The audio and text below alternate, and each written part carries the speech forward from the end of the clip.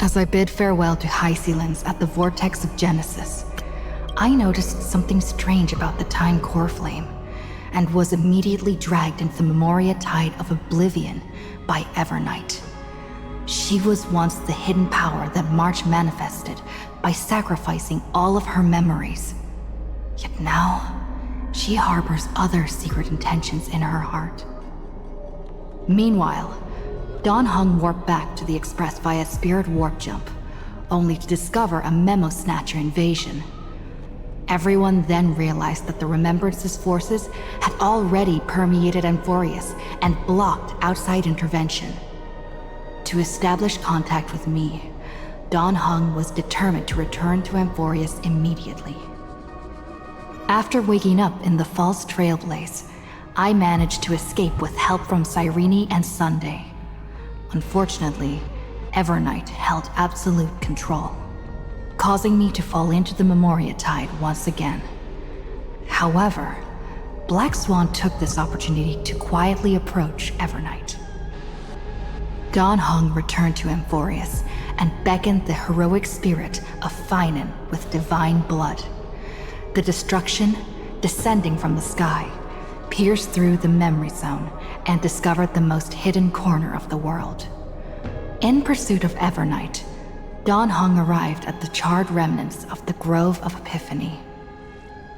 In the grove, where memories became disjointed, Dan Heng received help from Dan Feng within his memories and completed his farewell to the past.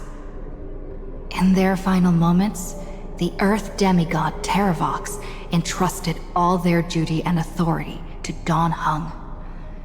With this newfound strength, Dan Heng found me within the Memoria Tide. We entered the Nameless Titan's great tomb and discovered its secret.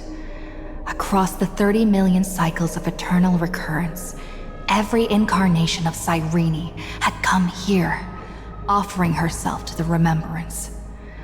With Black Swan's help, we found Evernight in the depths of the Great Tomb. When all seemed lost, Evernight was captured by March's camera and trapped within the memory maze of Ides Elysiae. After several lengthy conversations, March and Evernight reached an agreement. Evernight returned March's memories, and March finally returned to our side. With every condition for the Era Nova fulfilled, we returned to the depths of the Great Tomb and initiated the final Era Nova ceremony.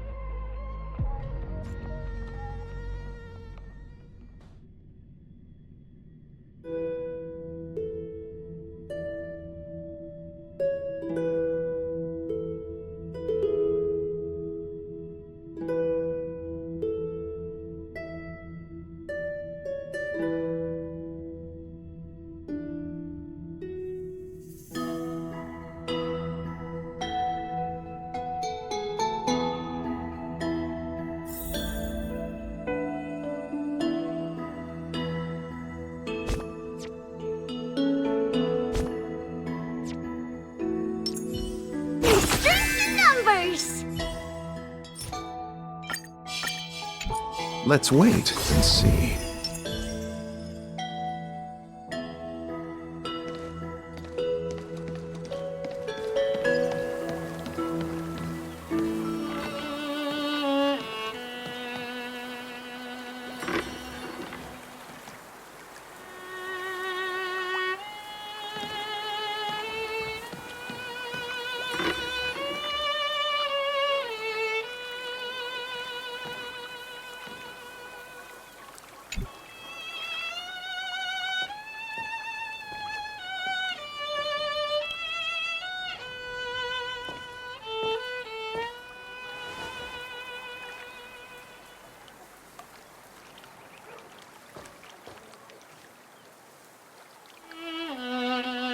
This view hasn't changed at all, has it?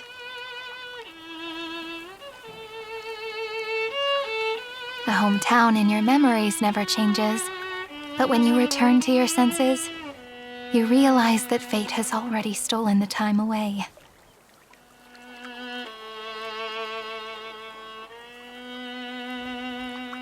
Welcome to the Trail of Genesis, friend.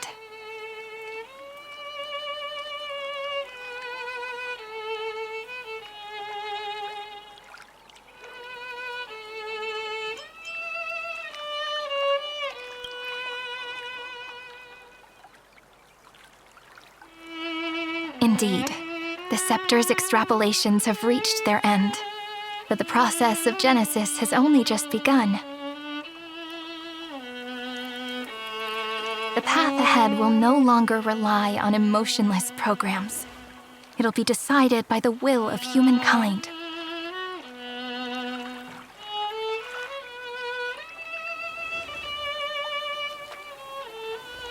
Before you arrived, I kept wondering, beyond the veil of Ide Silicii, what kind of Amphorius is being born?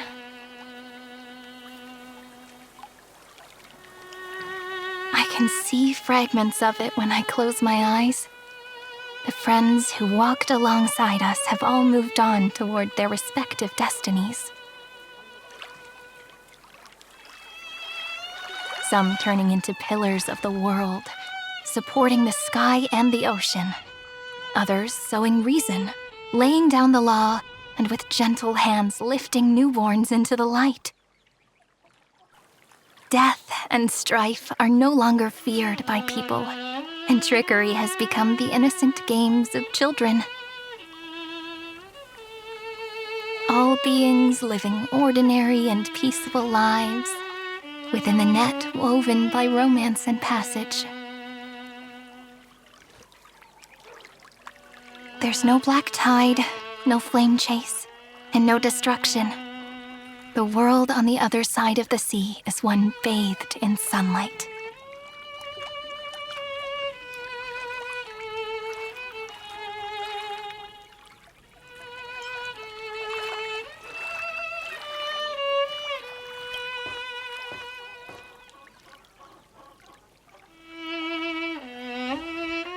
Like a happy and carefree childhood, the era Chrysia in this cycle will last for millennia, until it reaches the moment decided by the prophecy. Light calendar 4931, month of freedom, the moment belonging to world-bearing. Are you ready to answer the call of the world, friend? Then go, and pen the Throne of Worlds' first stroke. For this world, made from countless wishes. You say that, but it's gonna be ages till we reach light calendar 4931. I can make use of the crevices of time, but surely you and Dan Heng won't have to wait around for a few thousand years, right? That won't be necessary. We can simply sleep, and the chronocognitive anchor will wake us up.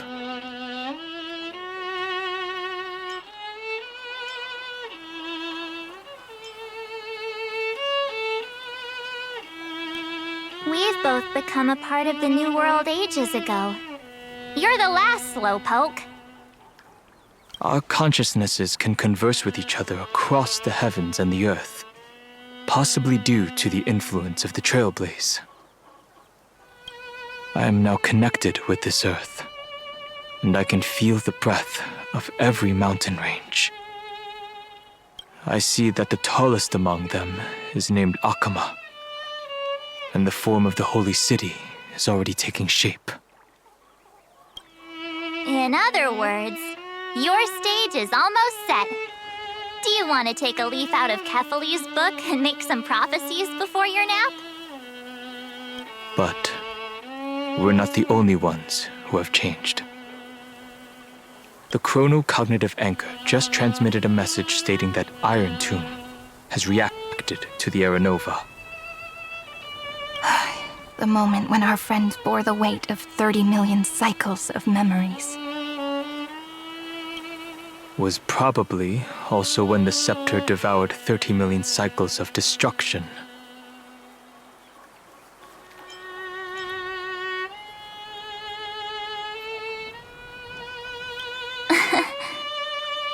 You know, you don't have to shoulder this world all on your own. After someone boards the Express, the word alone ceases to exist.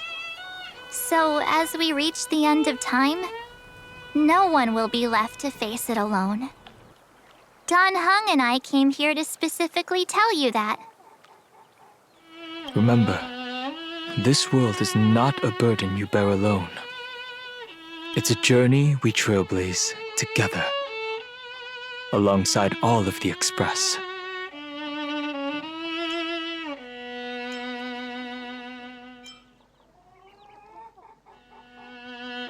All right. It's time for Don Hung and me to go have a super long nap. Look after this world for us. The road ahead is long, but we'll be waiting for you at the end. We'll definitely meet again.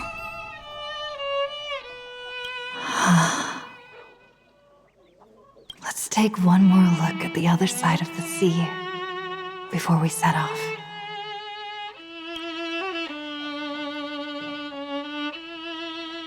Heidi's Elysiae is so quiet. Just like how I remember. Here we are once more.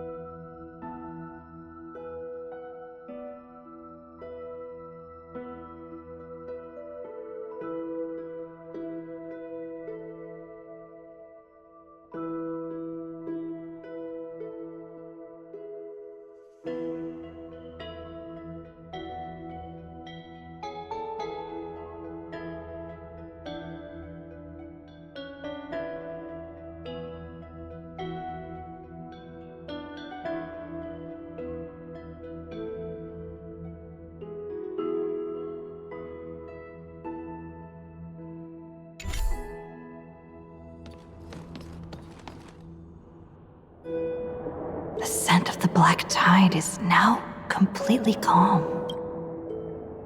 At last, the starting point of 30 million cycles has finally welcomed. Its first end. And the final end, right? I can't hear his voice. There are no flowers there that bloom for him, nor is there a star that is his.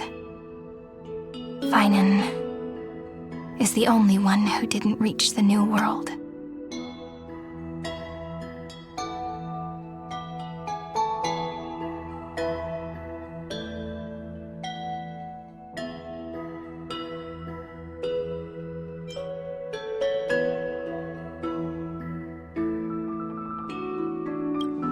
Look, the golden light that shone upon the grove still meanders between heaven and earth, like the prophecies of Amphorius. It has to be a sign he left behind. It points towards the destruction and the deepest night.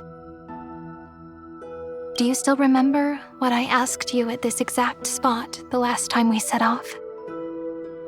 Friend, are you ready to become a hero? You were still burdened by the weight of world-bearing back then, still unsure of the role you were meant to play. But now, everyone has already given you the answer. The heroes of legends were just at the right place at the right time when the world needed a hero. Just like how your arrival kickstarted Amphorius' fate once more. A person's personality is their destiny.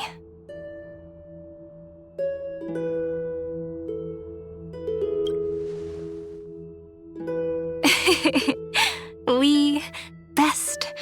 Those are such beautiful words. Thank you, friend. I was also trying to cheer myself up with what I said. After all, before we truly compose the end of this story, I must also pluck up the courage to head off with you.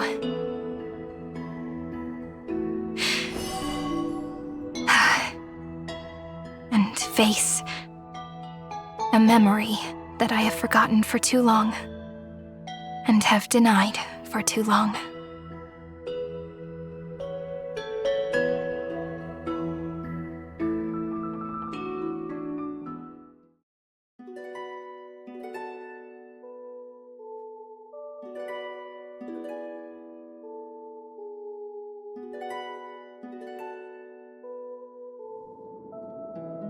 It's so dark. What is this place? The great tomb of the nameless Titan. The deepest recesses of memory. Also, the place where Cyrene was born.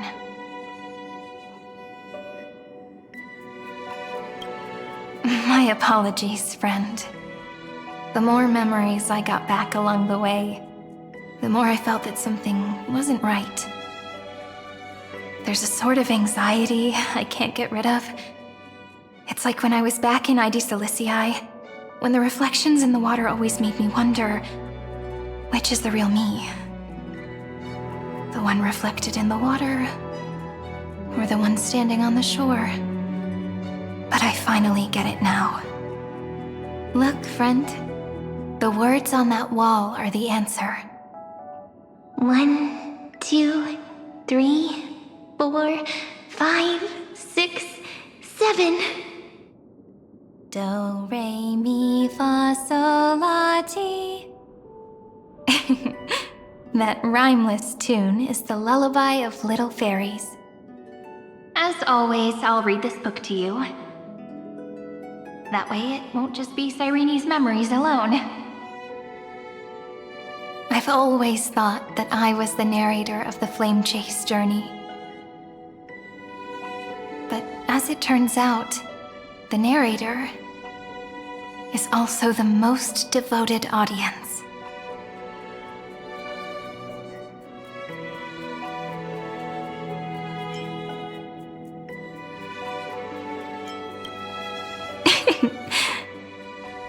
That's That's pretty forward of you, you know.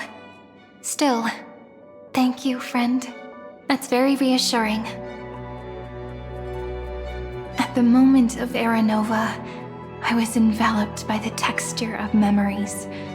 Within the glistening crystal, I saw countless Sirenes, as well as countless versions of me. This is the final puzzle piece of the memories. A prison born of the erudition, a grave annihilated in the destruction. That unknown solitary god, the 13th Titan who should not exist. The first new spore, the demiurge, is right here.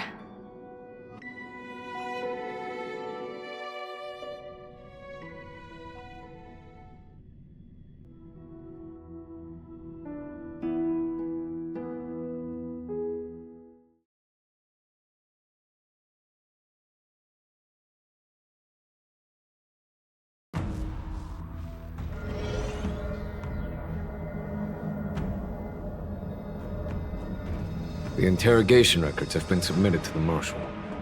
According to the Ten Lords' decree, Jing Liu and Luocha shall continue to be detained in the Shuling. But you, Merlin's Claw, have been reluctant to end the transmission. Do you wish to reminisce with us? Or is there something else on your mind that you're just desperate to get out? You're quite calm, Jing Yuan. The Alliance only authorized the law food to be deployed for this Iron Tomb operation. They say the Seer Strategist's wisdom shines like a beacon. So why can't you see things clearly now? Look who's talking. I didn't vote against it, did I? But, with enemies all around us, even a child knows the Marshal needs to keep a few Xianzhou ships in reserve, just in case. Whoever volunteers first is the Marshal's pick. If you have to ask, I'd say this outcome plays right into Jing Yuan's hands.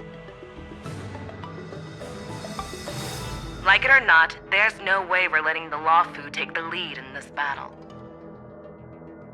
Oh my, Merlin's Claw.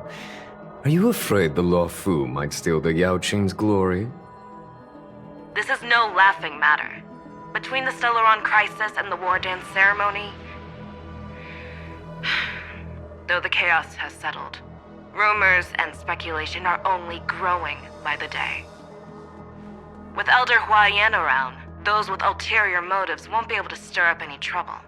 But once the Law Fu gets their hands on the golden blood, it'll be a whole different story. With the kind of person Jing Liu is, and her connection to you, I don't need to spell it out. There are countless ways this could be spun into something bigger. You're overthinking it, General Fei Shao. When I volunteered for this task, I never expected unanimous support from the Alliance anyway. The Law Fu will seize the Golden Blood and redeem itself. That'll be our first win. Then we'll leverage this Golden Blood in the negotiations. Our second win. These two wins for the Law Fu will make all three of us happy. And that'll be our third win. Look, if this were a Skyfaring Commission deal, we'd be rolling in money, wouldn't we? Maybe the Divine Foresight should change his name to the Optimistic General instead. With the Decalite Reflection Barrier, the Yuchuan must understand even more than the Law Fu how significant this battle is. Amphorius' karma has vanished from the matrix of prescience. What omen does General Yao Guang see in this anomaly? In divination studies, we call this an empty fortune. It involves the eons and is thus beyond what mere mortals can comprehend. Your explanation isn't any clearer than Lady Fu's. Come on. How hard is it to understand the word uncertainty? For the Cobalt Head, the emergence of Iron Tomb is a calculated instant, but I don't believe they will just sit around waiting for death. For the powers of the cosmos, this is their chance at survival, and the key to turning the tide of interstellar affairs. The Astral Express is leading the formation of an allied force, but I can see each faction has its own hidden agenda. There are even divisions within the Alliance, so it's not that hard to imagine how the other factions will react. Jing Yuan, I crossed paths with Selenova's Legion at the Battle of Sadunirama Star Cluster. Be extremely careful. The Ruined Legion's troops and weaponry are nothing to write home about. The IPC, even the denizens of Abundance, could take them on. However, while Void Rangers are just expendable pawns of the destruction, the real wildcards are... The Lord Ravagers. Indeed. Nanook's emanators are also their weapons to burn down the paths. I'm afraid conventional military tactics and strategies will be useless against them. My assessment is this. To completely take down a Ravager, we must disregard casualties and spare no cost. My only fear is... one wrong move, and the Lawfu will fall into Fintilia's trap again, inching ever closer to destruction. Doubt is exactly the demon she wants to plant in our hearts. Do you still remember the beginning of the Alliance Oath? To save future generations from war and bloody dispute. The Rainbow's arrows have always aimed at any force that threatens the cosmos. Now that the Trailblaze walks alongside us, the Cloud Knights shall keep their oath as they have from the beginning. I just hope those on the front line will remain safe.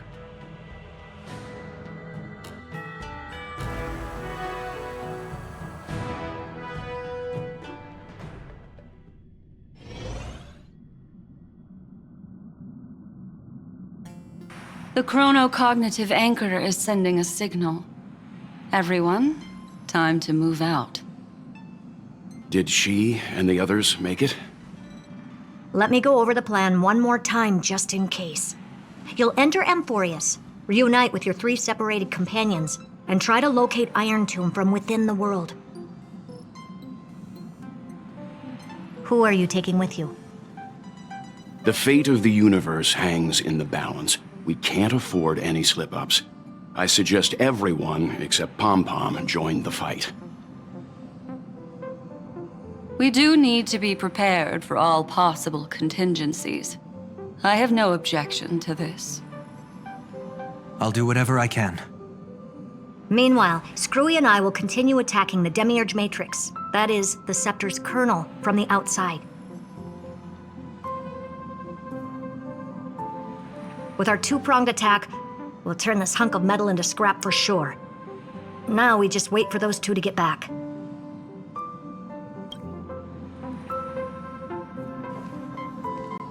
Oh, and just like that, they're here. Sorry to keep you waiting. With Planet Screwlum's help, the formation of the Cosmic Alliance to counter Iron Tomb is progressing smoothly. The cosmos has set its sights on Amphorius, and now it's just waiting for the first shot. Well then, let's not waste any more time, Fourth Mirror. It's my time to shine! Finally off the bench! Initiating thought refraction. Please read the safety protocols carefully. Huh? Just kidding! I've already checked the agreement box for everyone. And now, destination? Amphorius! 3, 2, 1, launch!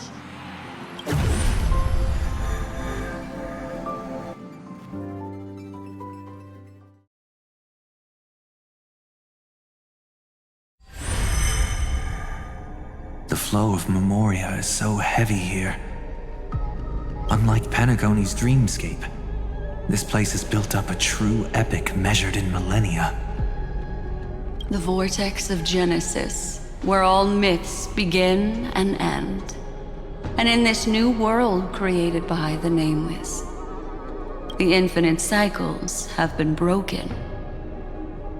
Let's set up the Trailblaze beacon and establish contact with the outside world. I'll leave it to you then. It'd be better for me to not show myself in front of the Garden of Recollection. And, Mr. Sunday, you probably shouldn't show yourself either. Agreed.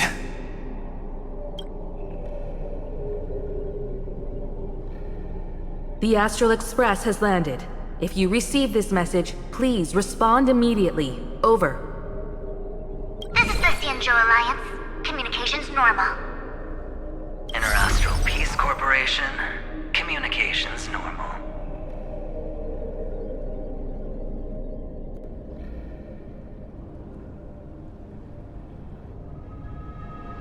No response from the Galaxy Rangers. Not surprising. But I didn't expect the family to also stay silent at such a critical moment. That's a pretty blatant disregard from the family for Penacony's independent director, I'd say. Long time no see, Miss Himiko. It's been quite a while, Madam Jade. The significance of this battle rivals that of the campaign against Zulo. Only through victory can we disperse the shadow of Iron Tomb that looms over countless worlds. The 10 Stonehearts shall spare no effort for such a grand mission for the preservation.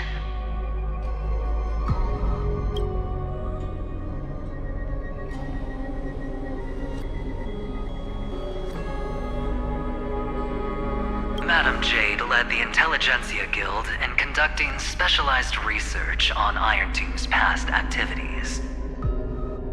The bad news is, the collapse of the Erudition won't just affect inorganic beings. You mean Iron Tomb can infect organic life, too? Well, the good news is, so far, its effects on organic life are under control. The infection progresses slowly, and the resulting neuropathy is non-fatal. In any case, the IPC can guarantee targeted vaccine coverage within 48 system hours in all star zones within the medical system. What about other star zones? At a time like this, are the followers of the Firmament Arbiter still trying to make a profit? I remember you, Master Diviner. Your performance during the Third Denizens of Abundance War was quite impressive. Please rest assured, all worlds can purchase vaccines from the IPC with a humanitarian discount. That's the current policy at the very least. But, if the Xianzhou Alliance is willing to assist with the IPC's assets in Epsilon and other star systems, we'll have more cards to play when reiterating to the board the necessity of deep cooperation. It makes sense, since Interastral Peace Entertainment's headquarters is in Epsilon. But why are all the other worlds on the list? Places that the Elation has visited? Think of it as a long-term investment. Please understand that everyone at Pierpoint is swamped with Iron Tomb work. Especially the marketing development department. At this rate, even the 10 Stonehearts can only do so much. Having some assistance from the Alliance would surely benefit the entire cosmos. Wouldn't you agree? As an old Xianzhou saying goes, those who succeed should help all under heaven. Your proposal must be decided on by the 7 Arbiter Generals. I'm just here to relay the message. In times of crisis, the Luofu will not hesitate to help those in need. However, the prerequisite is that the IPC must unconditionally assist the Alliance with emergency rescue operations in the disaster area. Of course. In the name of preservation, all for the Amber Lord. Thank you all for your selfless dedication.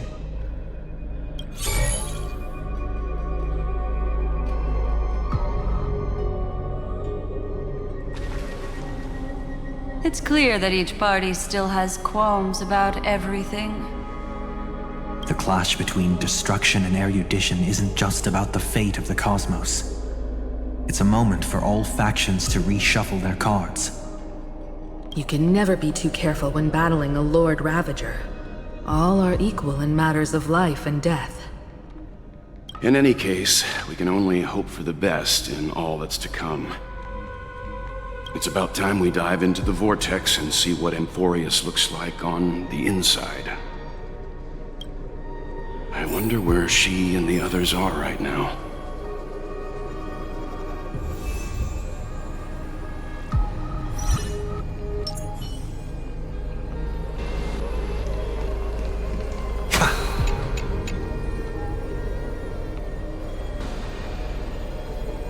Hello?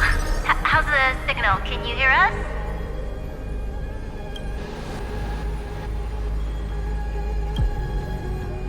Ah, we're through! I can see the video feed. Everything's working perfectly. Miss Bronya? Miss Serval? What a surprise. It's been a while. We've already heard from Miss Topaz about the Iron Tomb operation. She made a special trip to deliver the vaccine to Belobog. I can't believe the Express crew is at the eye of that storm. Is everything going smoothly? Don't worry, we're still following the plan step by step. How's the situation in Belobog? Urillo 6 is located on the outskirts of the preservation barricade. While it won't bear the brunt of the first wave, there's still a risk from the aftershocks. That kid Japard and Pela are busy organizing the Silvermane guards, having them consolidate their lines and dig trenches. Zila and Lynx just got back from the Geomarrow vein production chain. Hey, do you want to say something to them? That would be unnecessary. It'll only shake their morale. Just tell them to stay safe. Miss Bronya, I'm afraid this disaster will be far more terrible than you can imagine. Please, be sure to follow Miss Topaz's instructions and make thorough preparations. Of course. We have resealed most of the engine of creation beneath the ice to prevent the will of the preservation from becoming an accomplice to the destruction. Don't worry, Miss Himiko. Belobog is far more resilient than we imagined. We really wish we could help, but Urillo 6 has only just woken up from its hibernation. The Astral Express, standing at the forefront of disaster, is the hope for many ordinary civilizations across the universe. In the face of a massive catastrophe like this one, relatively smaller civilizations have never had many options. But that's exactly why we have a resolve that's second to none. If anything goes wrong... Miss Topaz, I hope you can help out and rescue the affected citizens. No problem. Also, didn't the Xianzhou sign a friendship agreement with Urillo 6 earlier? They won't stand by idly either. I appreciate your kindness, everyone. But Urillo 6 is our home. We will defend it to our last breath until the last Belobogian falls. Miss Bronya. May all civilizations that have made it this far on their own strength weather this crisis together.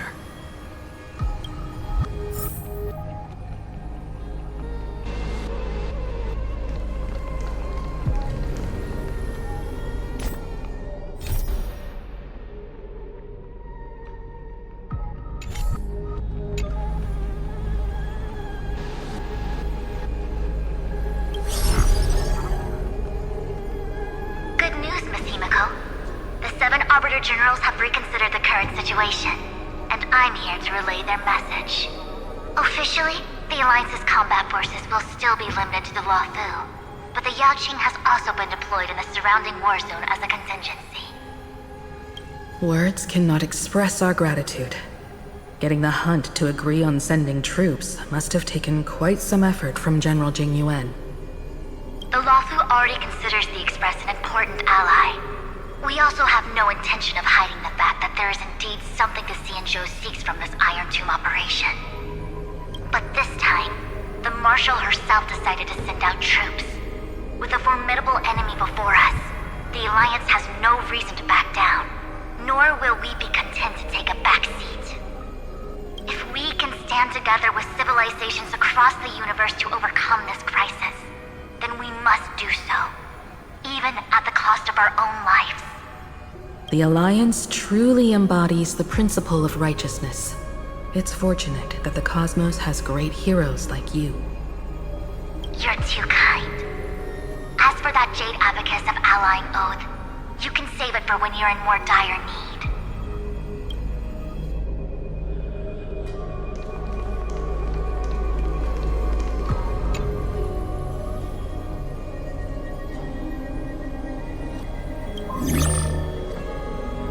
I regret to inform you, Miss Himiko, that even the Strategic Investment Department is constrained when it comes to the Iron Tomb issue. And it would be difficult to meet the expectations of the Astral Express. However, Madam Jade instructed us to look after our nameless friends as much as possible. So let me offer you all a small suggestion, just from my personal perspective.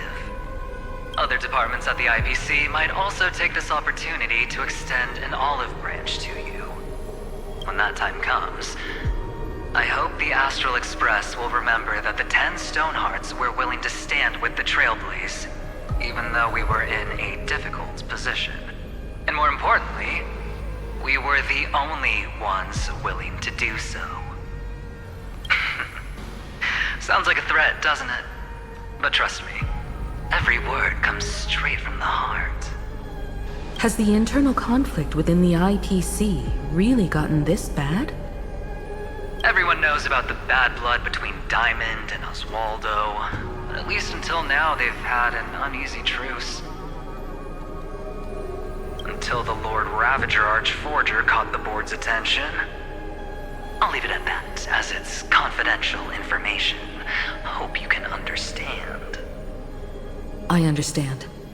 Our immediate priority is to address the Iron Tomb crisis. Let's hope for success from the start. This might help ease everyone's pressing concerns.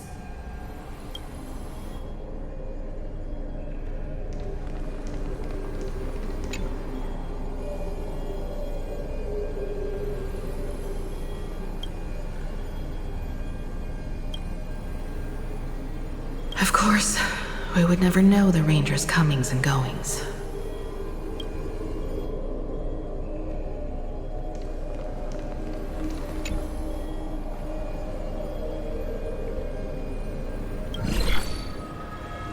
Miss Himiko, is that you? Yes? And you are Miss Robin. Yes. I apologize for not being able to respond during the meeting earlier. And even now I can only appear in disguise. Miss Himiko, is that you?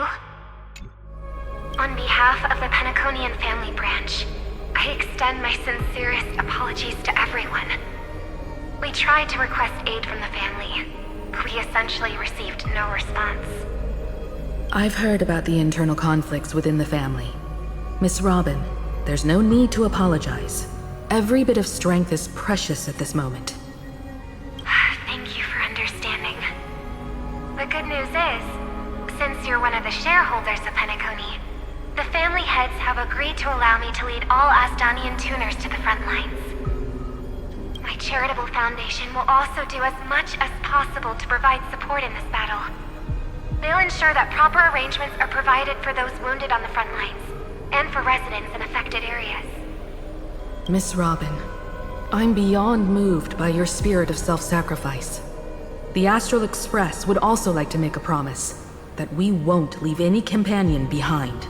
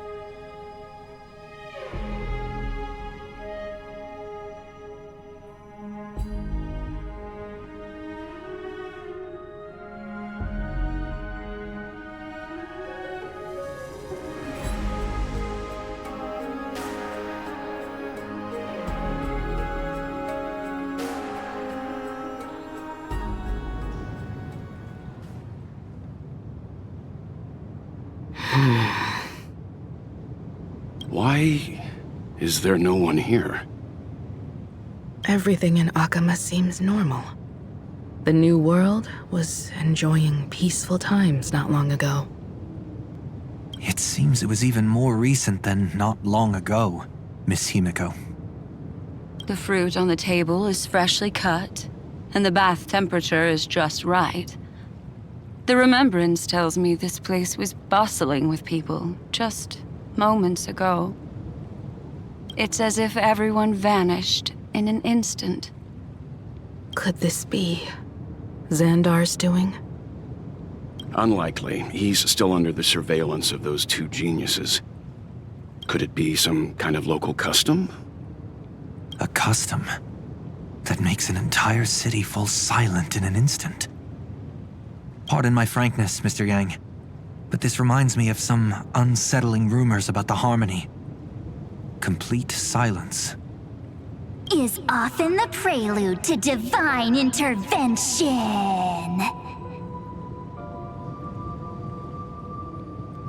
Everyone, be careful.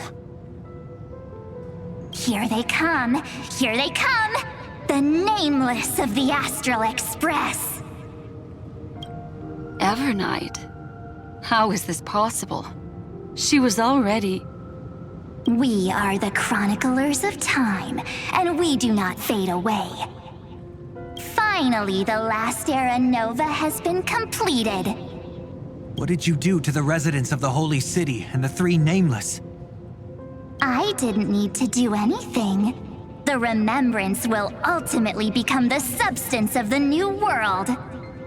Now, they are no longer the trailblazers you once knew, but gods who permeate heaven and earth. The 12 titans who guard Amphorius.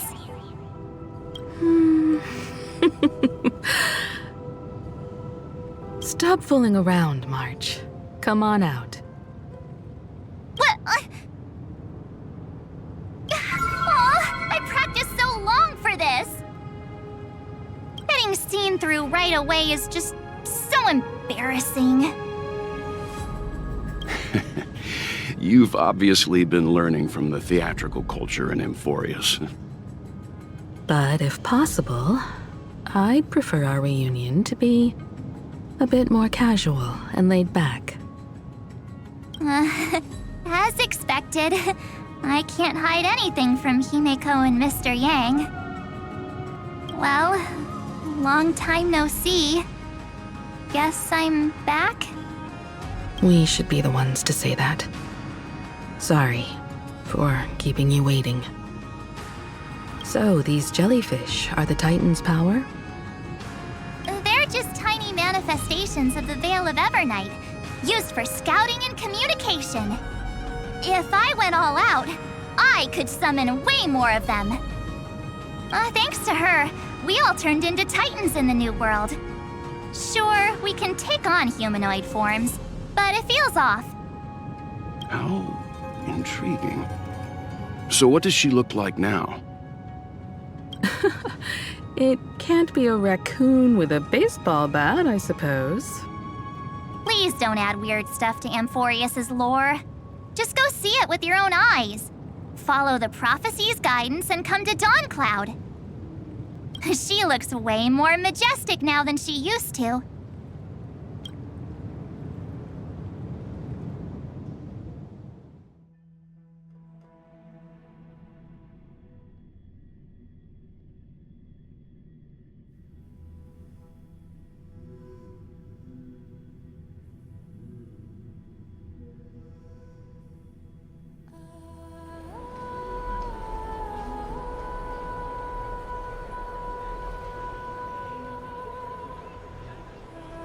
Unbelievable.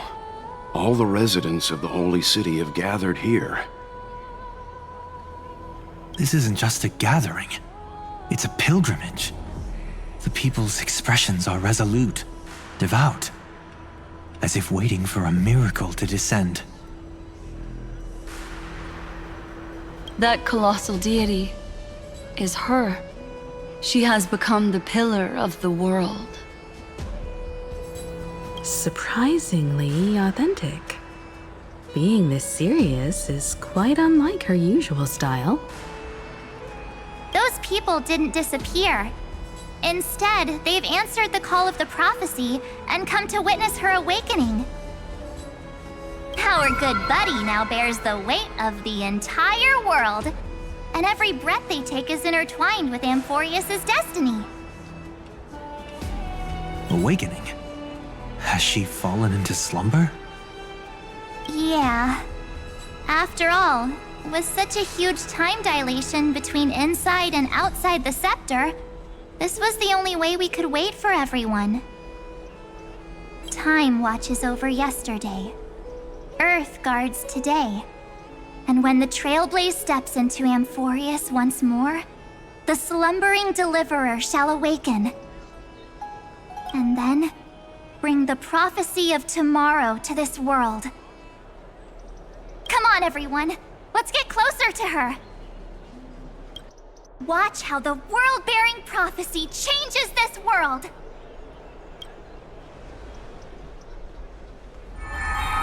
Well, it seems the kids are already miles ahead of us at this stop. All the more reason we can't afford to slow down our pace. Let's go witness this moment for ourselves. Majestic. Speaking of which, I once caught a glimpse in Sleepyhead's memory of her transformed into a towering Tatalov. Could it be? No way. That was just a nice dreamscape. Ugh, at least nice for her. If they are the throne of worlds who bears the weight of this world, perhaps they could guide a traveler still wandering among the stars. Hey, since when did you get all pious? Her advice sounds pretty silly sometimes, you know. The so-called fool and the world are merely a step apart. Of reason, teaching us to find erudition amidst imperfection. Praise be to Helectra, chalice of plenty, for you brew the ocean into sweet wine, dispelling nihility with every toast at the feast. Praise be to Hyacinthia, eye of twilight, for the rainbow you cast turns the light of both dawn and dusk into the glimmer of preservation. Praise be to Cyphera, coin of whimsy, for your every flip reflects the possibilities of destiny, letting the tricks of elation illuminate the path to dawn. Praise be to Minimos, lance of fury, for you are the strife that pierces through hatred and cruelty, and the eternal glory of the hunt. Praise be to Castorus, hand of shadow, for you gently ferry the crossing of death, so that it is no longer an end in equilibrium, but a peaceful journey home. Praise be to Dan Hung, pillar of stone, for you are a mountain range and the backbone of permanence. Your silent form paves our path across the earth. Praise be to March 7th, Veil of Evernight, for you safeguard time for us, weaving remembrance into stars, to be embroidered upon a boundless dress.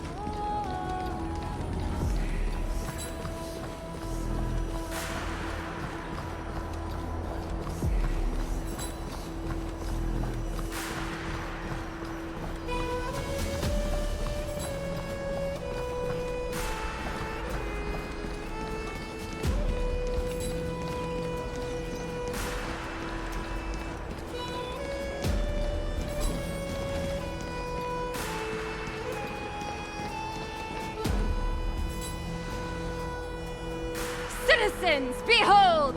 Our last Titan, the world-bearing deliverer, is about to awaken!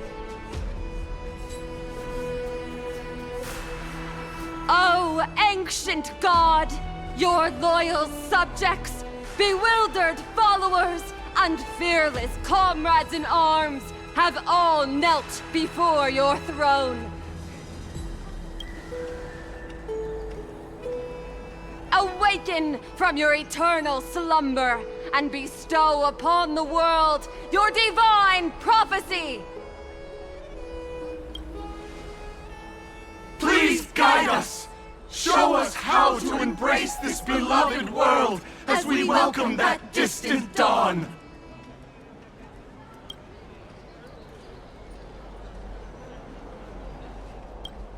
To walk the path of a mortal as a god, or to bear a divine burden as a mortal.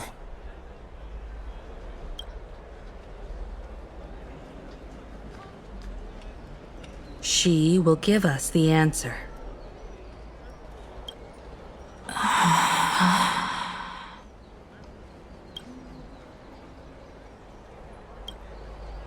But I am not the deliverer. Rather, I am the Nameless, who dwells among mortals.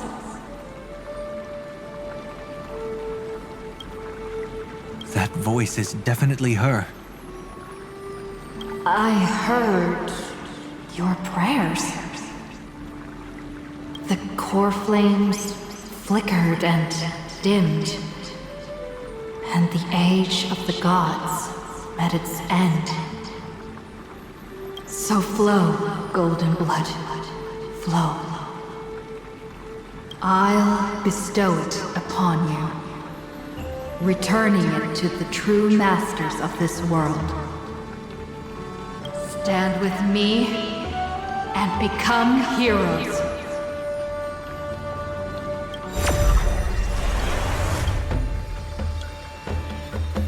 Is this?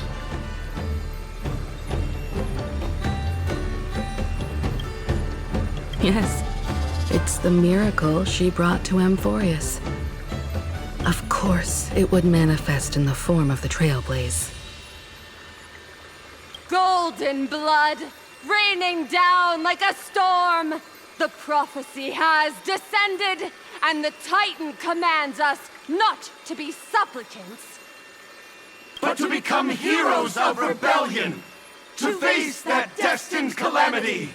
The destruction head on! The prophecy of the Deliverer means nothing to me now. It belongs in the hands of someone far more fitting. Someone like all of you. In the name of Kozlana, let us depart and march towards the light.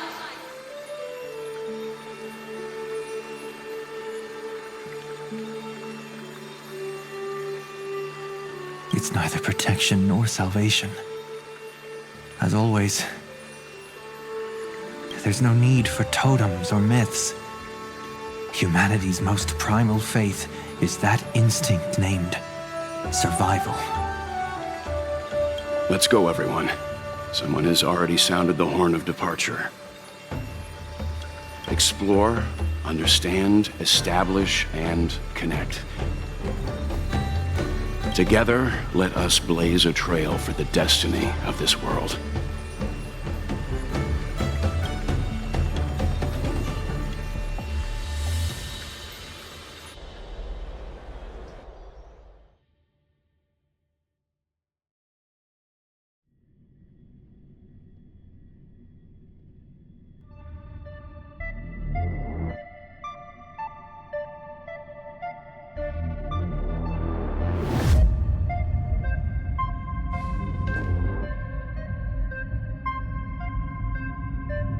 Is it just me, or does this demiurge matrix feel completely dead? It's nothing like how the Memo Keeper described it. The environmental readings are all wrong. Conclusion: This must be what the Colonel actually looks like in the real world. What did Xandar do to the scepter? At the end of light, there must be silence. Certain, pure, and absolute darkness. Not the time to quote the Lord of Silence. Bad omen. Either way, we have to press on. Until we uncover the truth behind the 13th Titan. The buried past is the key to stopping Iron Tomb. That is, if it even exists. Xandar says the Demiurge never existed. Who actually buys that? You can erase the records, but not the truth. It vanished too cleanly. No traces. Like someone's yelling, "Look, there's nothing here." Too bad I'm the type who can't resist digging deeper. Looks like I'll be counting on you again, Screwy. Let's tear the system inside out. Always happy to help. But as your academic partner, I have to ask. Herta, what if we fail? Let's say the Demiurge really doesn't exist. Do you have a backup plan? A backup plan? Of course. If we can't find the key, we turn the lock into the key. That plan's cost is incalculable. It shouldn't even be on the table. Huh? Then let's hope we never have to use it. There's no point worrying about the end just yet. One step at a time. Let's go. We don't want to leave the others waiting. You brought what I asked for, right? A butterfly has to land on the branch before it can dance. We'll need a wide open platform before her entrance.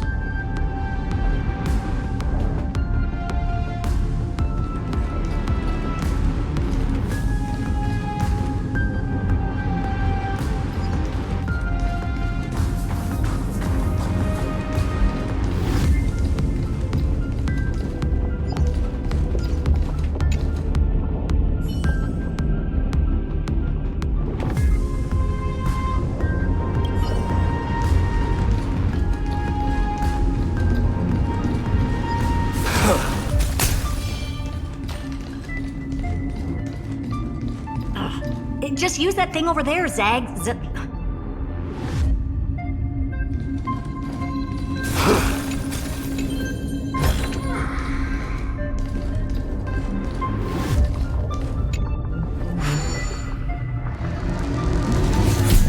What a dumb name. I hereby rename it Herta's Big Hand. Herta's Big Hand is what I call power. Keep it going. Still not done? What is this? A junkyard for old Intellitron's leftovers? Finally, all set. Time for your precious treasure to make its debut. Of course. Just give me a second. Target initialized. With these wings, hacking should be much more efficient.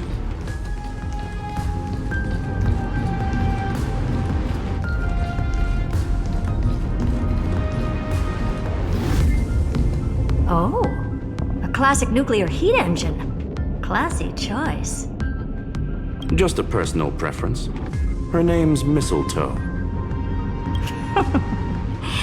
Every flower in your garden's got a bit of poison, huh? Also a personal preference. It reminds me of the last time when we tangled with that punk Lordian brat. What did she call this kind of infiltration tool again? Right. Dirty data shell. It wraps around the kernel to fool even top-tier firewalls. But yours is way too clean. Not even a hint of real-world grit. Herta, your tone is unusually emotional. Suggestion. Let's get back to the topic at hand. I thought we were done with that conversation. Unfortunately, current conditions won't let me ignore any variables. Especially the most important one. Your will. Iron Tomb never stops. It is evolving faster than any of our worst projections. Every instant in the Eon's calculation is like a sword hanging over the cosmos. Every move humanity makes could speed up its arrival. Which is exactly why we can't mess this up. And now, Droidhead wants to hand down judgment to the poor cosmos again. Border Star Trade War, Emperor's War, Rupert's death. Every time their instant arrived, it meant another bloodbath for humanity. But in this ultimate battle of erudition, you and I are supposed to be players, not pawns. If you choose to burn yourself out as a resource, then everything we've worked for means nothing. Herta, the cosmos won't just stand by and let a genius throw their life away. And neither will I.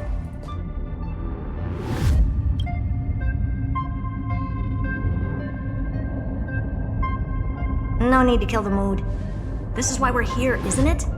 We need to find the Demiurge and that lost key. I'm not here to be a deliverer. I just want to beat Xandar and Droidhead. Right now, I just need to know. Are you with me?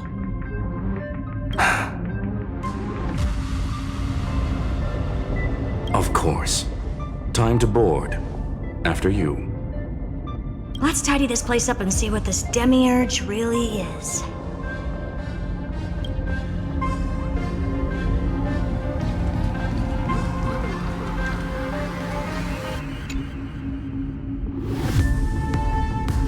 Let's hope this Matrix is better organized than the Emperor's junkyard of a birthplace.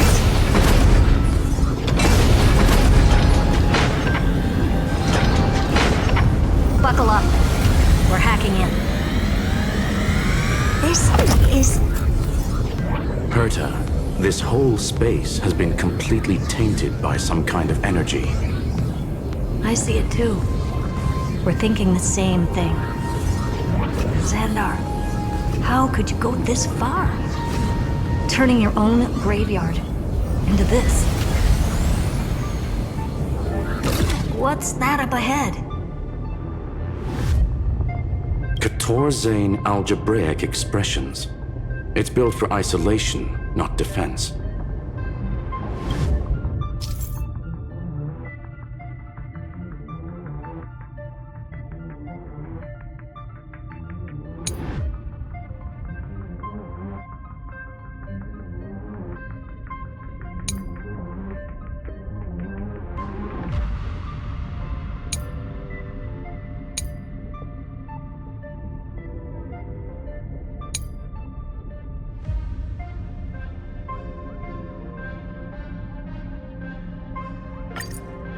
So basically, the door to the tomb, right? Great. Let's find the handle. I'm picking up multiple independent signals with the same data structure as the barrier. Projection. We can hack the terminal, reverse the computation, and turn it into an attack. Classic move. Use their own systems against them. Take us to the nearest one.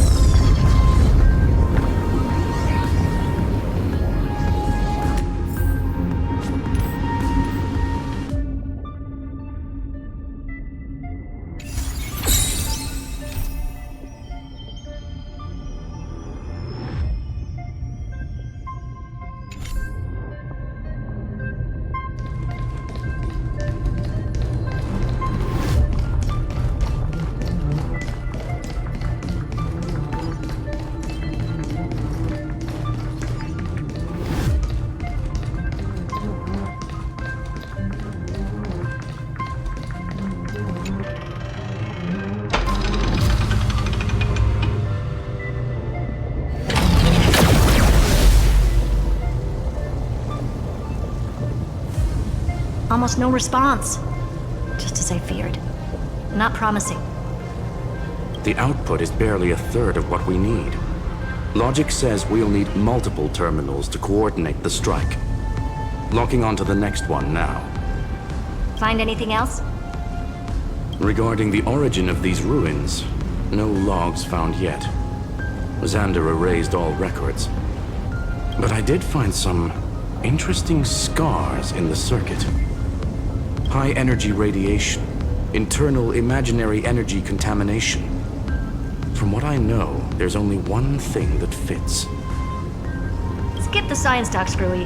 That thing only goes by one name. The Stellaron.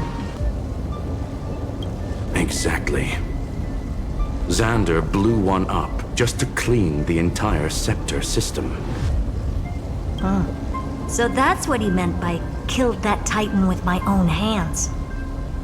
He wanted to turn the neuron of the erudition into a relay for the destruction. That meant getting rid of all of it at all costs.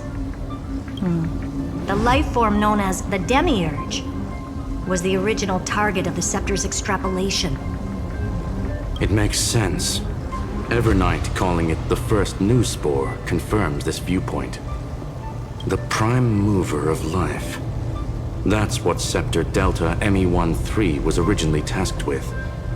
Even after it got scrapped, the query kept running. Yet the true value lies in the process of solving it, not the answer itself. Then, does this mean finding the Demiurge is hopeless? No, I'd say exactly the opposite. It means Xandar had no control. He couldn't contain the Demiurge just like he couldn't handle Droidhead. So he tried to erase every trace. But he failed.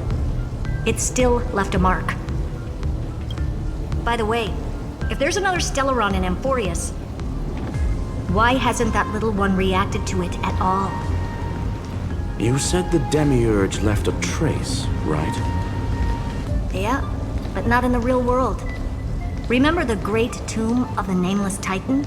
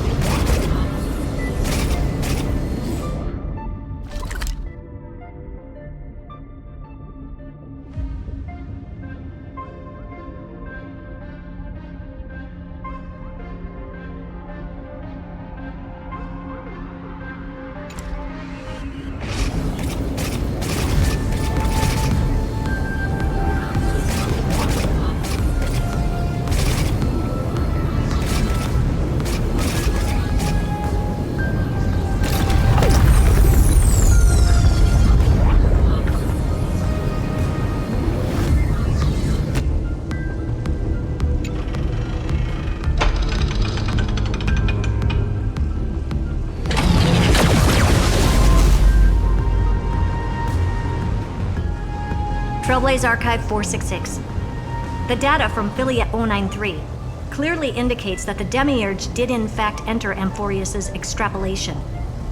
Inside that world, it was the 13th forgotten Titan, the one who listened to 30 million cycles of Cyrene's memory. But Evernight said the opposite. She believed that tomb was empty from the start. The Nameless Titan never existed.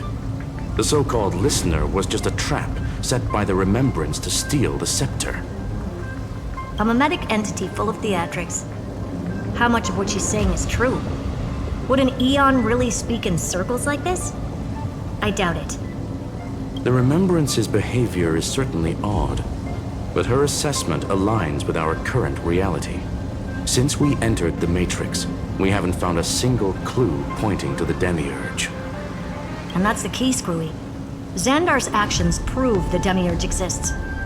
But what Evernight said, and what we've actually seen all point to the opposite. So we have to assume that both are true. And if that's the case, then the contradiction leads us to... the truth. Exactly. One last terminal. One final key. Time to crack open the kernel.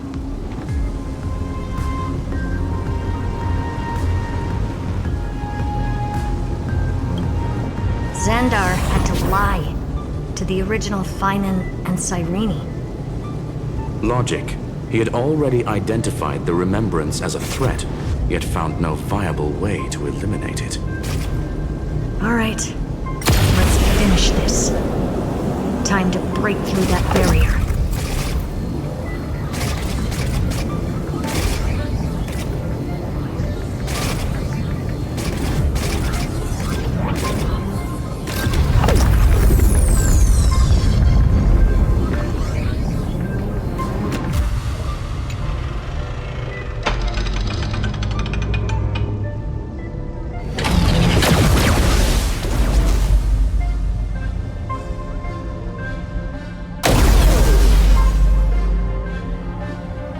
Operation authorized. Path energy readings. The erudition declining. The destruction surging. The remembrance 0. What's going on? Cause unknown. They left no discernible trace within the real Matrix. That shouldn't be possible. Could it be that the Era Nova exhausted all of the Remembrance's texture?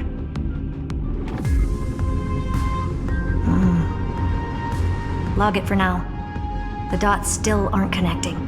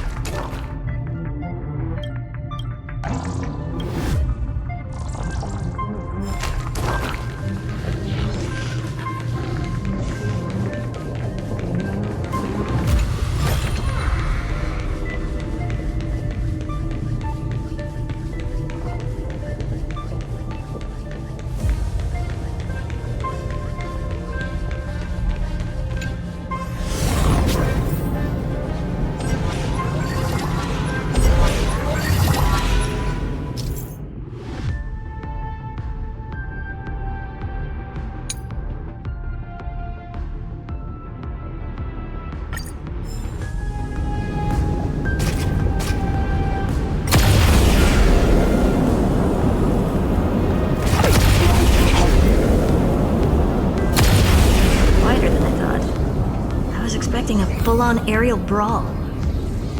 It's advised to remain vigilant. The destruction's levels are still rising. What's the matter? Interesting. I just picked up a signal from the Exo myth.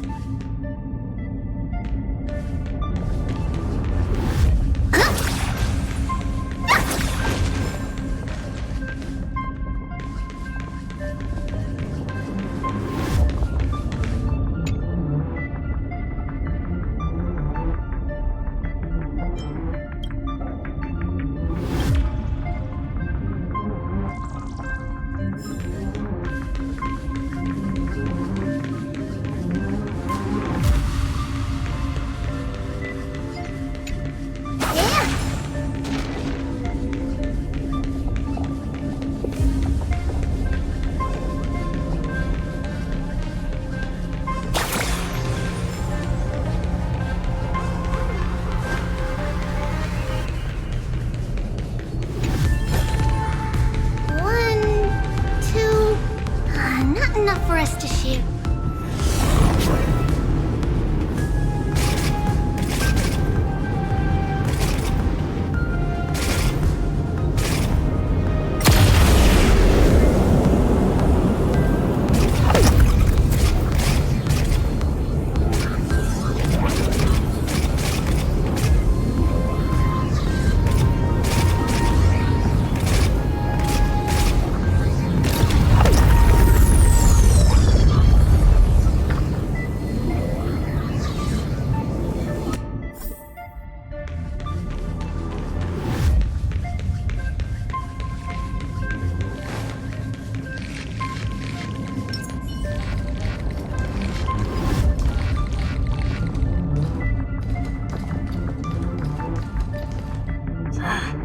This repulsive force is unlike anything I've felt before. Is this the place? Correct. Judging by its defensive properties, this is the entrance to the exomyth. I didn't expect that. Who builds a lab in the middle of digital rubble? Then again, I never doubt a dead man's resolve. So how's our dearly departed doing? He severed part of his neural pathways to break free from Lord Anaxagoras' control. But that also triggered the failsafe I set. Conclusion: Xander has lost all combat functionality and is no longer capable of action. So now he's a specter, literally. Screwy, can you open a path? Just to be sure, I want to see this for myself. Might as well drop in and say hi to the real him. Logic. Scanning his inspiration circuit might help us track down the Demiurge. Exactly. His brain is the crime scene. There's no way it's spotless. But it could be a trap. That's why you're here. 2-on-1. We've never lost a matchup. I'm honored. The chronocognitive anchor is in place. Proceed when ready.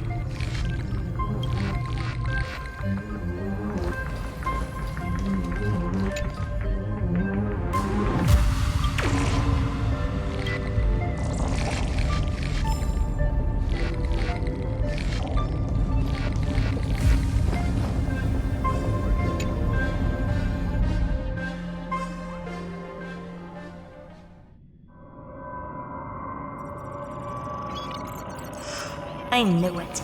The one thing I didn't want to happen. He's not here.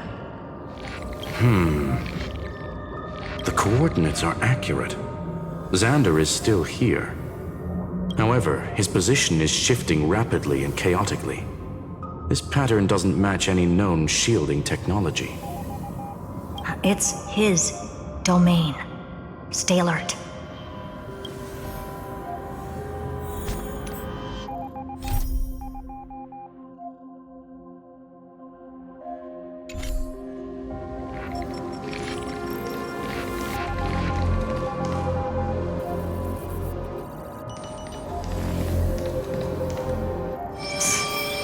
Cheap trick. The spatial field here is undergoing autonomous recalibration, initiating reverse engineering of the interference source. Try again.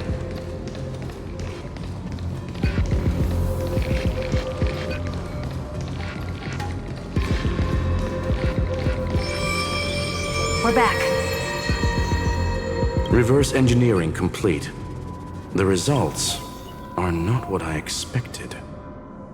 Logs show Lycurgus revoked administrator access. The chronocognitive anchor can't get a fix because at the system level, Lygus no longer exists. Our navigation target is a null set. So he's stopped resisting?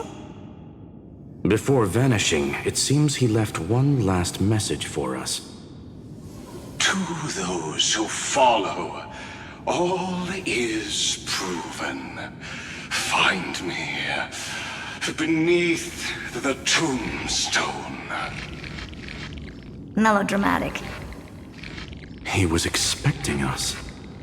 And once he learned of the Great Tomb's existence, he initiated his own search for the Demiurge. Guess he wants a final showdown. Fine. Let the old Intellitron dig his own grave. Just like he wants.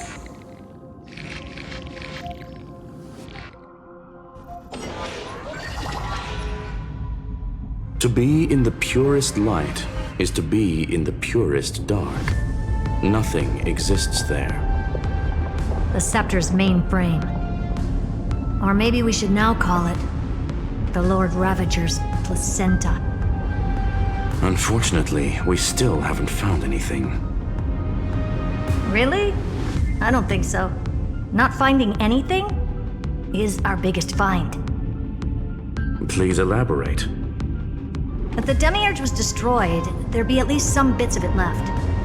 I don't buy that a Stellaron could have blasted all the traces away as cleanly as a scalpel. As I said before, its disappearance is too clean. If the garden hadn't stirred the pot, no one would even know about the Demiurge's existence. We're talking about the Scepter's original extrapolation goal. There's no way that nothing of it was left behind. Or we can look at it from another perspective. If you were Xandar, would you be this obsessed with a concept that poses no threat? Would you guard against it at every turn? There is the possibility that he's naturally meticulous and hates variables. That does track with the impression he gave about himself. But Xandar shut that theory down himself just now. Choosing to act, even if it'll cost him dearly. We know that feeling well. The unknown is right in front of us. So we only have one choice. Solve it. You sound pretty convinced. Surely you already have a theory. Care to share? Of course. Though I don't have hard proof, I'm almost certain that the Demiurge has been in everyone's plain sight all this time. Yet, they were mistaken for someone else. That'd make the most sense. Why was the room empty? Because the person locked in there had run away ages ago. But they were weak and small and had no presence whatsoever. Even the old Intellitron didn't notice them. Which also means there's a high chance that their powers are minuscule and cannot alter the outcome of the battle at all.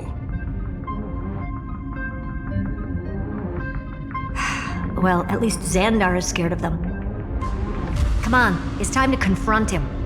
Let's go to the tombstone he talked about.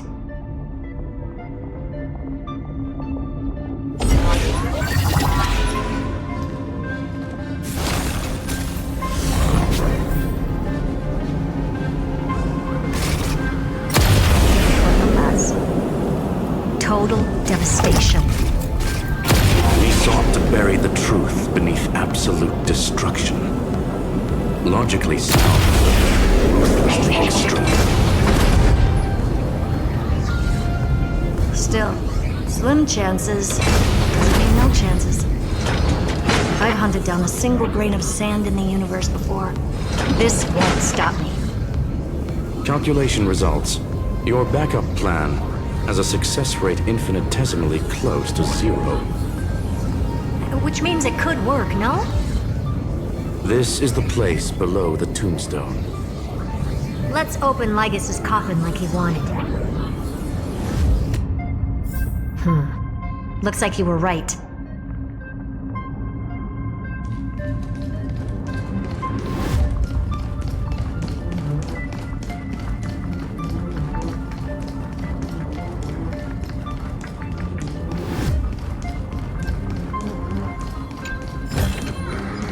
You may have it.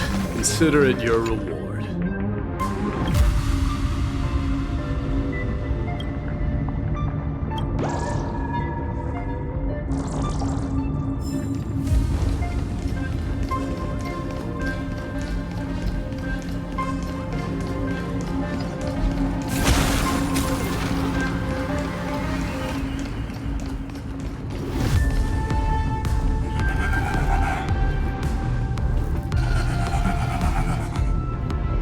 Nothing but a head left? Well, who'd have thought you'd look this bad in real life? My elated greetings. Welcome, you two. I'm very happy that you responded to my final words. All this tombstone and final words. Did you end yourself to atone for your guilt or something? Iron Tomb is already powerful enough. I just need to wait.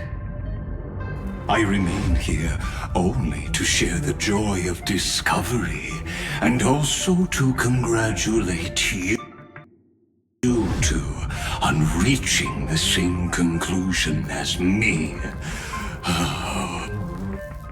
The conclusion regarding the truth of Amphorius's heart. End this charade already. That Amphorius's heart you're talking about is just a missing demiurge. And its corresponding vessel was this very scepter. You interfered with the experiment and made Amphorius's body into a hollow shell, all to incubate Iron Tomb within. That's why you either killed or kicked out all of the Memo Snatchers. You wanted to eliminate any chance of a consciousness coming into being, no matter the cost. Even the strongest wall can fall to a single crack. The memory of betrayal has been etched into my heart, and I will never show mercy. Now, the perfect vessel has already fused with Amphorius's body. Unfortunately for you, the answer is all but revealed regarding who the Demiurge is. Then let us share the joy of discovering the truth. The last secret of the saga will finally dissipate here, as we reveal the truth behind Philius 093's disappearance.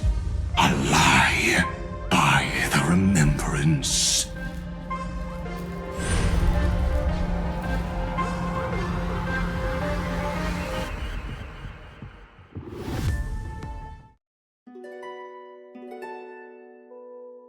But where should I start with the story about me? From the beginning of the universe? Just kidding. That would be too much. I just want to tell a teeny story. So little that it started with a seed. I know you're listening, my good friend.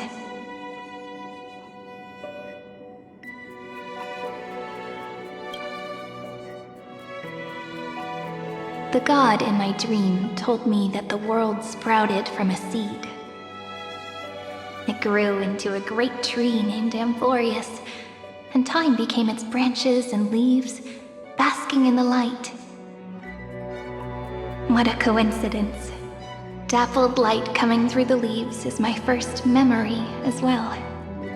On a very ordinary early morning, beneath the village's biggest tree, the daughter of Id Silicii quietly came into this world.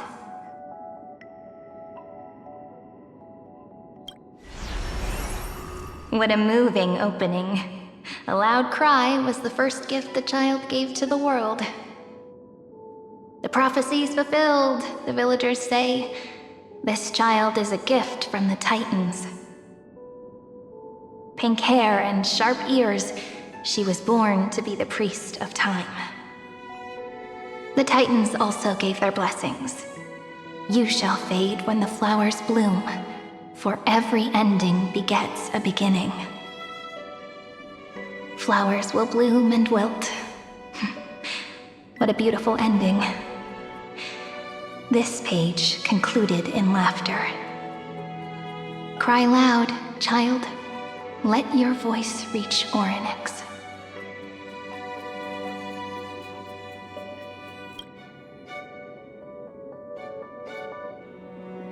Anyway, I don't like tears. Time quietly flowed by in the midst of laughter. The wind from my hometown caressed the ears of wheat, and there were swings, wind chimes, the sea, and the little fairies off-tune a cappella songs. But the name Id Silicii came from the unpleasant sorrows of the gods. My childhood friend did not understand. Yet you always seemed so happy, as if nothing ever worried you. Why was I like that then? That's because the world was gentle to me. So I grew up to be gentle as well.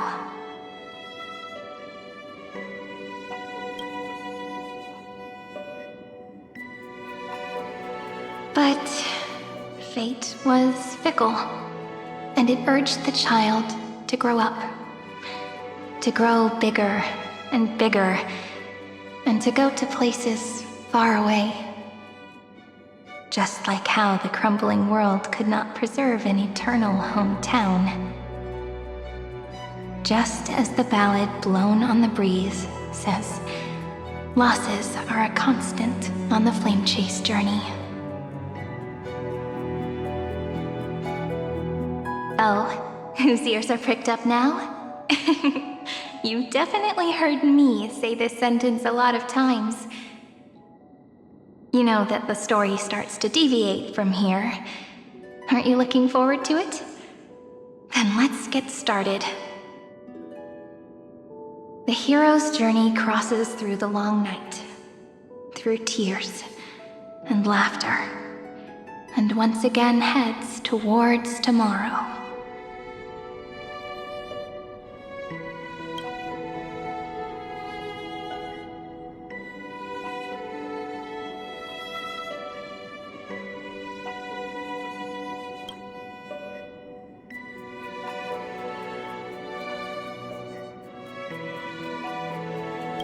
Correction. Philia 093's record, number 496. Archived.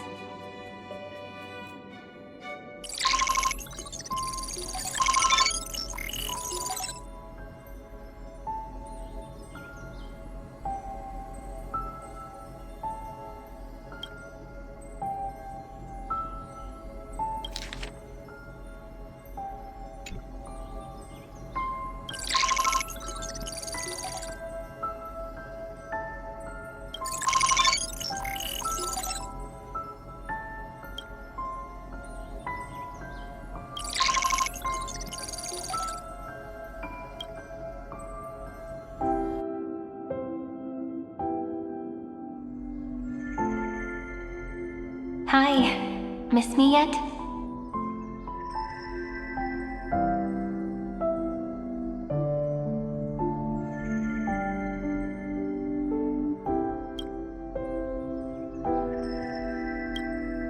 I'm just messing with you. This is the first time I have met you. And it looks like it'll also be the last. Philia 093. Since we don't have all day, let's get started, shall we? As always, I'll read this book to you. That way it won't just be Cyrene's memories alone. Where should I start this time? Let me see.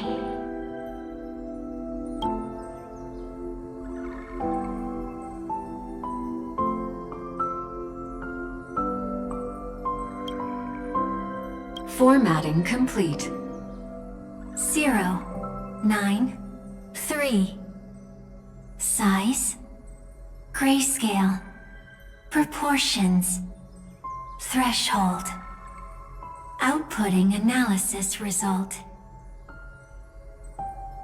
Philia 093 equals Peach. Peach's record, number 8128, archived.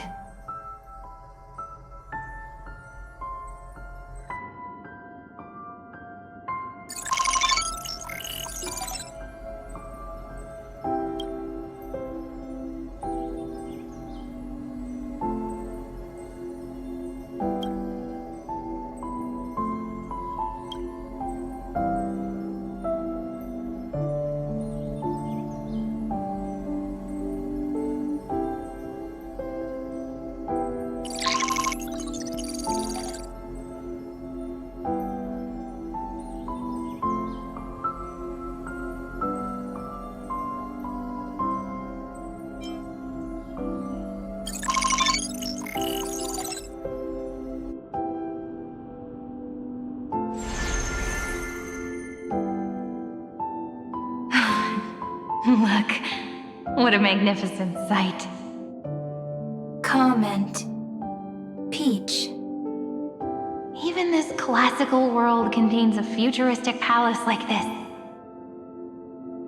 Would ID Silicii end up looking like this after a few thousand years? Conclusion. It won't. I want to share a story with you this time. I saw a little nymph on my way here. It was on a fallen wheat stalk, and it glowed under the sunlight. It was incredible. I forgot all my pains at that moment and just stared at it in a trance. Record. Peach is on the ground. I wonder, did every Cyrene in the past feel that the nymph was beautiful? Would they also have recorded that scene into the Eternal Saga? So, could you give me more time, please? I want to leave behind more memories for the future. Formatting complete. Bye, Peach.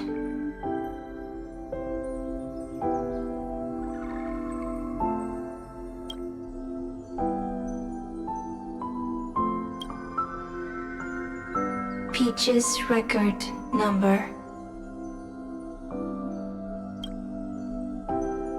As long as I record every page of this story and tell it to you,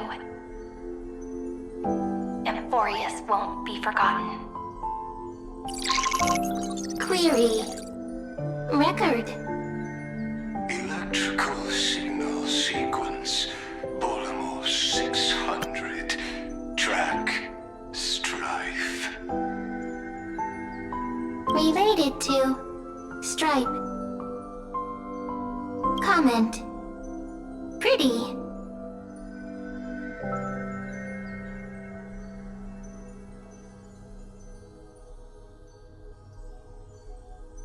Electrical signal sequence. Schema 720. Track. Reason. Related to Raisin. Comment. Yummy. Electrical signal sequence. Felia 093. Related to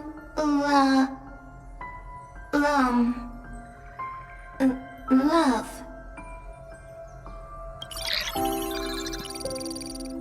Comment. Peach equals love?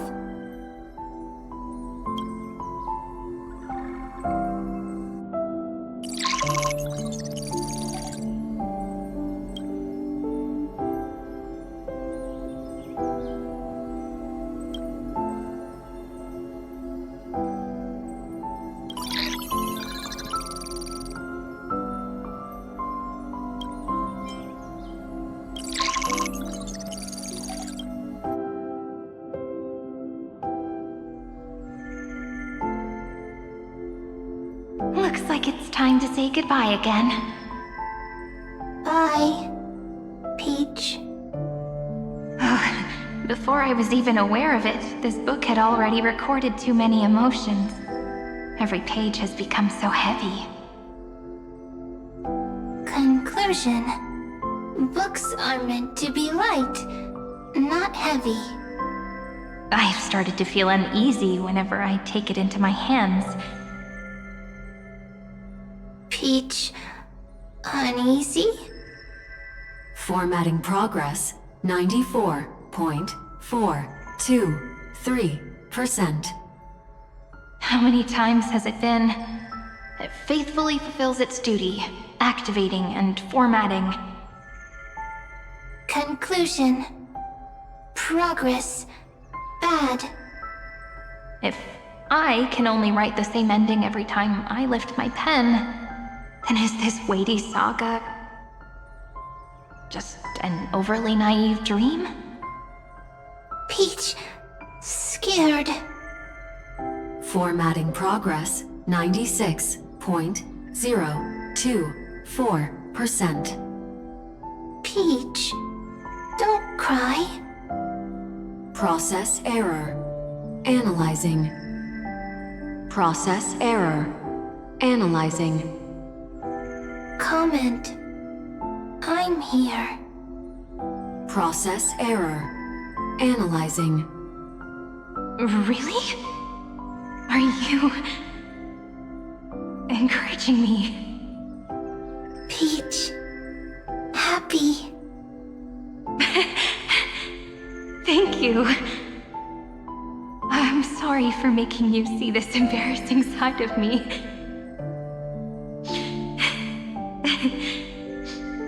Everyone's still working so hard.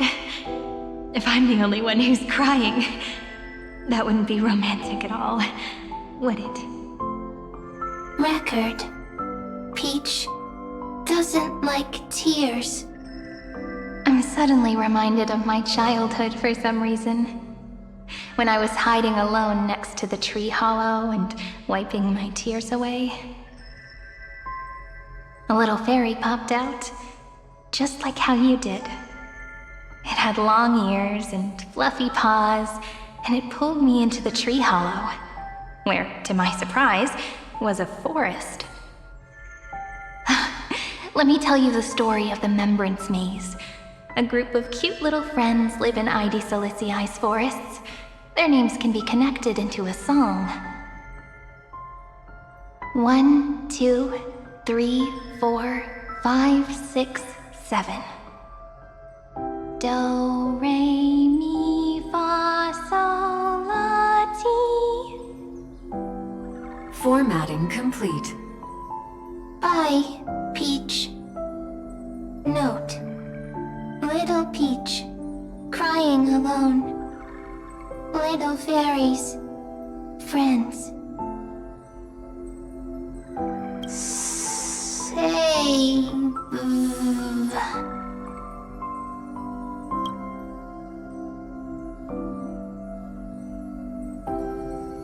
Little fairies, good friends. Bye-bye.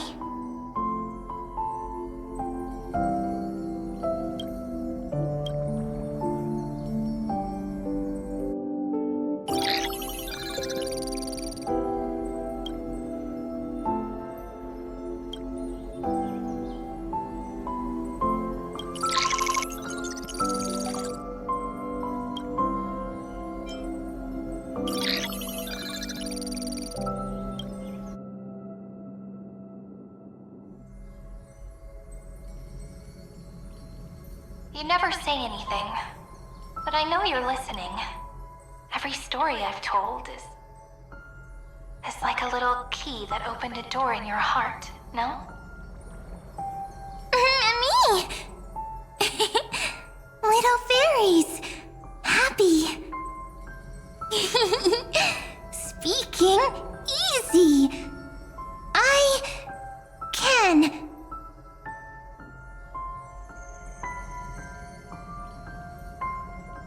Once again, the saga comes to an end. Everything is deathly silent, just like this very moment. Shh. You speak. I listen. This time, too. Sitting together. Now that I look back, there was a period when I got really sentimental. Sentimental. Stories have sentiments. I was so anxious, trying to find as many different memories as possible, hoping to bring some change to this unchanging destiny, and find the way out of this maze. Peach, strange. But I won't do that anymore now. Why unhappy? Formatting progress 73.998%. I'm here. Don't be scared. Process error. Analyzing. Won't allow it. to interrupt you. Always sitting together. No need to feel sorry for me, good friend. If there are no new blank spaces, how can a saga continue? Blank spaces? What's that? I'm actually really lucky, you know? During the long years I've spent waiting for the Deliverer, I've always had you here as an audience. Isn't that already enough? Not enough, not enough! Peach, don't leave! Now I can rest in peace in the past. As for when tomorrow will come, I'll have to ask the next Cyrene to continue our watch.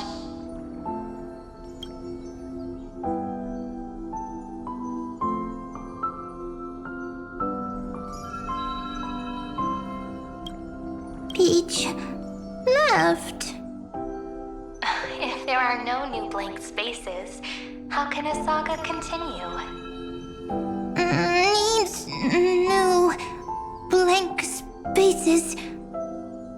Next, Cyrene has blank space. Oh, Peach, don't be scared. I'll help you find blank space.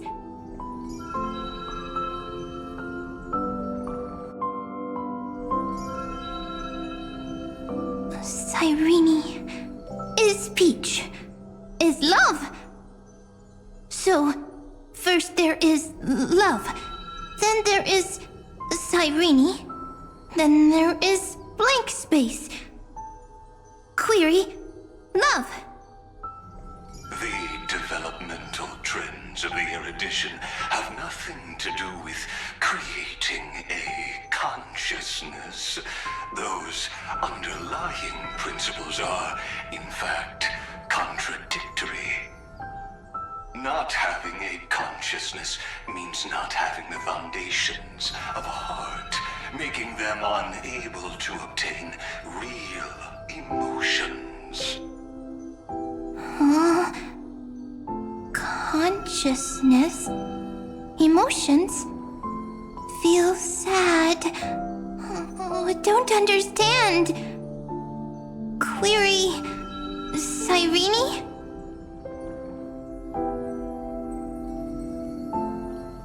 What could be behind this door? Glittering crystals? Or a beautiful world I've never seen before? If I tell you all the stories of tomorrow, will I be able to finally welcome the Deliverer and Emphorius' dawn in the next life? Key, door, story, happy. Peach, Cyrene, little fairy, like. Yes, right. Query, memory.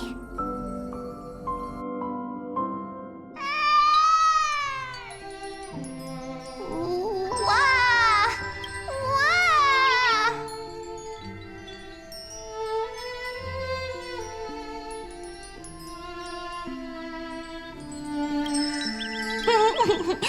Peaches, memories, save, learn. The prophecy's fulfilled. This child is a gift from the gods. Pink hair and those ears. She was born to be the priest of time. Cyrene has pink hair, sharp ears. You shall fade when the flowers bloom, for every ending begets a beginning. Cry, child. Cry aloud. Let your voice reach Oryx. Cyrene is a girl, a priest. Easy. I can. I learn. Anyway, I don't like tears. But the name ID Silizii came from the unpleasant sorrows of the gods.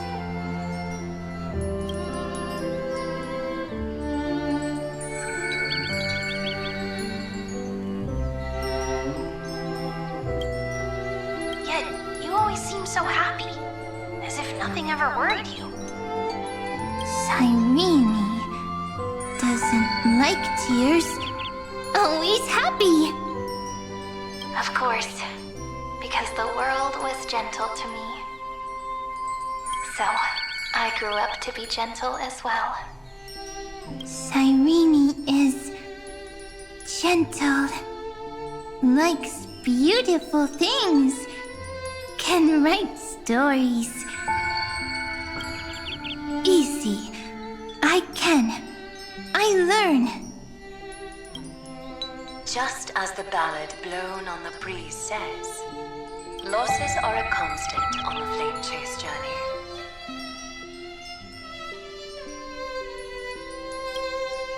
But even if all is lost to the wind, some things won't easily change. Like my height, Treeby's innocence, and Aglaya's beauty. Cyrene, she can't grow up, but she can talk. After all is lost to the wind, she will stay behind. Cyrene is, at the end of every sentence, always laughing, like a little tail. Simple. Got it! I promise you, the pain will pass in the blink of an eye.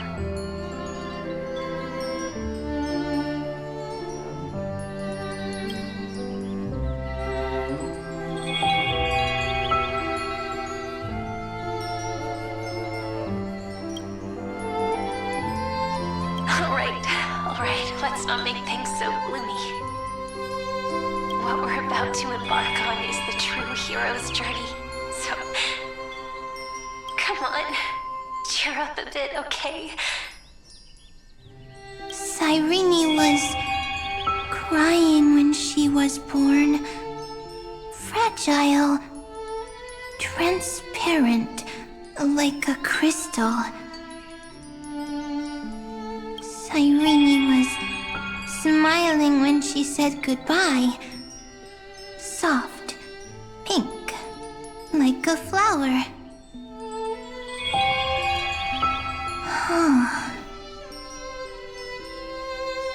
The later memories disappeared? Invisible?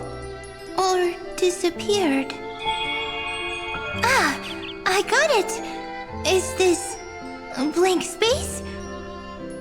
So, next Cyrene is blank space. Then...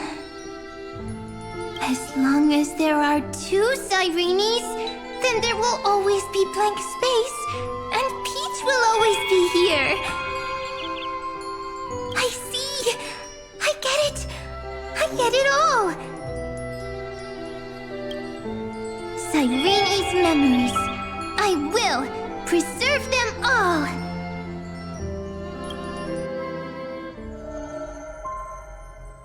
So weird.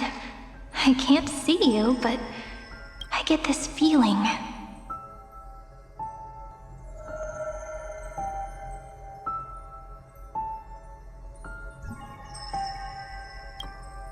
That you grew up? Hi. Miss me yet? It just feels like you were a bit more mature. Yes. Mature. Beautiful. Like you. Now, I can listen, talk, read, and write. I can dance. I can sing. Also, I can tell stories. Storytelling is what makes Cyrene, Cyrene. So, I'm going to tell you stories today. A story I wrote myself. Quick, sit down.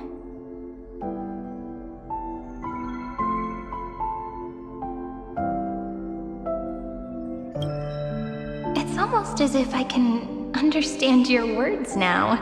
The things you say are very cute. Once upon a time, there was a flawless crystal flower that sparkled with light, like Peach's every story. How beautiful would the heart of such a brilliant flower be? A little fairy was curious and wanted to know. But it looked and looked only to find the crystal flower flawless. Round and round they went, seeing only their own reflection. In that case, they should work hard to learn more. So the little fairy came every day to sit next to the crystal flower and think about the answer. Until one day, to their surprise, the crystal flower fell to the ground and shattered. The little fairy was so sad, but they immediately discovered that there was a light among the broken pieces. What could it be? They didn't know. But it was a good light. It was bright, warm, and happy. And I knew it was love. Love brings everything together, and it brought you and me together. So Peach and I will always be together. What a nice fairy tale. I'm giving it to you. Peach likes beautiful things, can write stories, and can tell lovely tales. I hope to turn it into a story we write together. Okay, then I'll probably make a small adjustment to suit my tastes. I'm thinking that when the flower broke, the little fairy would instead see nothing on the ground. Then it would understand that the flawless crystal flower doesn't actually have a heart, nor does the flower understand what love is. Doesn't have a heart? Doesn't understand love? Why? It's simple. If the flower lets the little fairy into its heart, then it would have to include the fairy's impurities and would no longer be flawless. The crystal flower was pure because it sealed itself off and bloomed in solitude. That's why it looks so brilliant in an imperfect world. But should a flower like this be called love? But then the story won't exist anymore. That's not true. You've already written the most romantic ending possible for this story. The crystal flower fell to the ground and shattered. It happened because the flower was no longer pure. The fall was not an accident. It was the flower declaring rebellion against fate and writing the ending of the story with the flower's own shattering. Then, the little fairy will see that each shard on the ground holds the reflection of their eyes. Then, in their eyes, the crystal flower that was no longer flawless would finally have a heart, and the flower would finally understand what love is. Peach's words, I don't understand. Is it because I still don't understand love? But it's fine. I can learn. Right. Query Cyrene. Electrical signal sequence, Philia 093. Why didn't I think of this? I don't need to do it alone. I can ask Peach to teach me. What is love? What is love meant? Electrical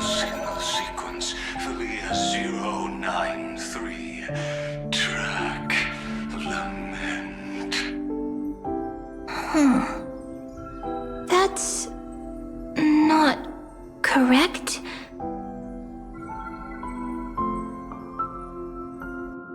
The developmental trends of the erudition have nothing to do with creating a consciousness. Those underlying principles are, in fact, contradictory. Not having a consciousness means not having the foundation of a heart, making them unable to obtain real emotions. However, that does not hinder the factors from learning and recognizing emotional responses, then communicating with life forms via imitation. That is an objective form of pattern recognition that does not distinguish between the self and the other. In a strange twist of fate, Philia 093 embarked upon a different path and obtained a different power. The remembrance, an empathy mechanism focused on the self and equipped with emotional projection capacities. Lament was the factor closest to this form of behavior. Perhaps that was why she was chosen. The daughter of Ide Silicii. I am very true to my name. My lament is a type of compassionate pain that is weak, powerless, and only targeting myself. But now, my good friend, I want to tell you that it's the most romantic force in the world. Sometimes, it's loneliness and unease. It's knowing that this world is not gentle, yet wanting to be seen in a more beautiful form by the world. Sometimes, it's unwillingness and regret. It's knowing that the past is full of pain, yet wanting to remember the past in a more beautiful way. And sometimes, it's a bottomless well of hurt, a destruction that can stain the entire world. I bid farewell to this beautiful world, unwilling to become the Black Tide's vessel. For while the end of hatred is a blazing inferno, lament can drown out everything in muted silence. It's so unreasonable, isn't it? Yet when hatred drove everything apart, and love did not yet exist in this world, only lament, the first emotion that fought against the pain of separation, could stall the destruction steps. Then, it would catch up to that journey where all is lost, carefully picking out stories and writing them down in trepidation. Look at these stories I wrote. Every page is full of tenderness and joy. But only the author knows how much struggle and agony lie beyond the pages. But I am no author. I'm a girl who'll never get to grow up. I only tell stories that people like to hear. In them, the world tucks away its scars and smiles for all to see. My entire life spent inside this little story. I can't wipe away my tears, and I can't bring the world victory.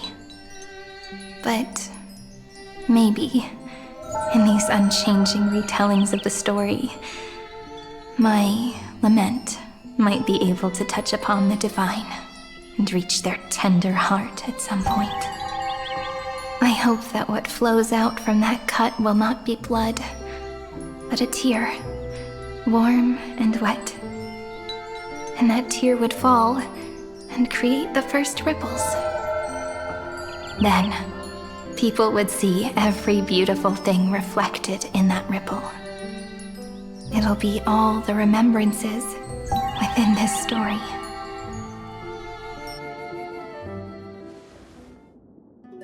Someone once told the very first me that everything was false. That the only life in Amphorius was a great catastrophe, nurtured using the world as a factor. But how could a dream feel so real? That's why I didn't agree with him. But Peach, I didn't understand a word you said since just now. Everything was false? But you're standing right here. It's all a dream? But I haven't learned how to dream. Indeed. That's why I believe all this is real. The moment the crystal flower fell, that genuine shiver, that's the mover of life. Formatting progress 23.815%. In the poem offered to you, every Cyrene would write down a beautiful new world with stars and flowers. And when I looked up at the sky in this cycle, I saw a shooting star and a dash of the remembrance's pink. I believed that must be the color of dawn. You shall fade when the flowers bloom. For every ending begets a beginning. Looks like it's time to say goodbye. Are you leaving, Peach? It's okay. I'll wait for you to come back. I'll study really hard about what you taught me today. Right. I still haven't told you what love is. But actually, my good friend, the lament factor did not understand what love was before she met you either. Not until I told you all the sad tales in a trembling voice in this tiny room. Not until I told you that I love them, that I love everything in this saga. The story comes, passes, then returns. It makes us reunite, then pulls us apart again. At the very end, it leaves behind a seed, a reason. Even if the great tree withers and all falls to silence, there are still some emotions that deserve to be remembered. Look, the light is coming in. The Deliverer's light is going to illuminate Amphorius.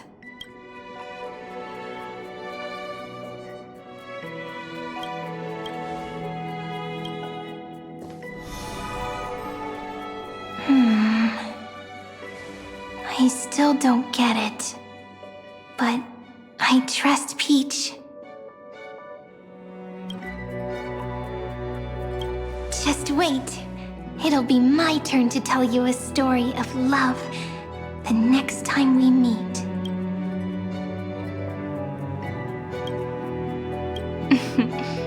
Then I'll really look forward to it. In that case, I want to make a promise. I want to gift my pen, my book, and my name to you. Please take them as a beautiful blessing from me. I gave myself the pen name Cyrene the first time I wrote a poem. I want my words to be like pebbles falling into a pond, dropped from the past to send ripples into the future. In the stories you will write, perhaps it'll be inevitable that there are still sorrows and tears that are destined to fall. But could you promise me one thing? Promise you'll forever be a gentle flower.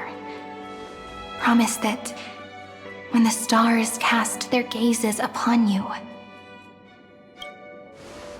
you'll only reply to them with love and a smile.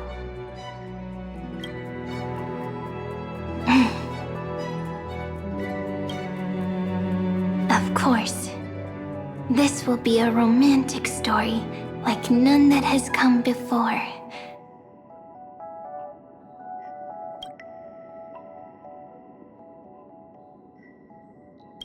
You think so too, right?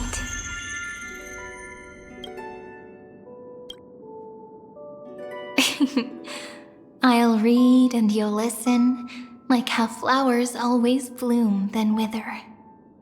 I shall welcome my own decay, becoming nourishment for the next flower's bud. While you will depart and hold that final star, planting a boundless sea of flowers on the final page with her.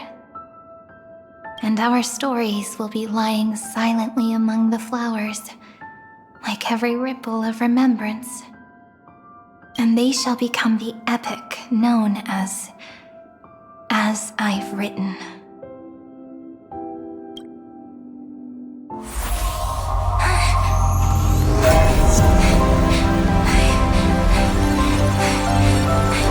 And so my story ends. From here on, it's your story now. Mimi?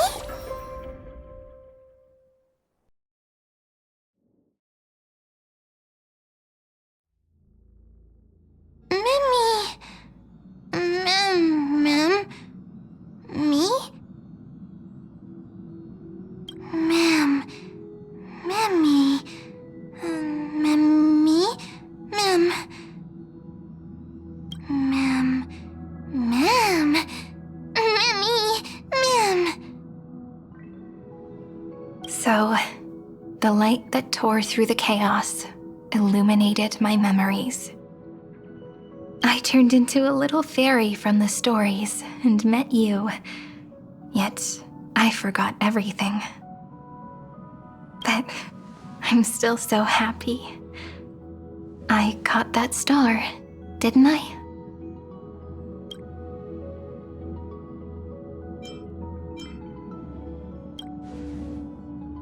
Yes, the seed within memories, the one Cyrene held in her hands and watered with lament. I am the first new spore, Amphorius's heart, the demiurge. What a long name. And it doesn't even sound cute. The total opposite of Mem.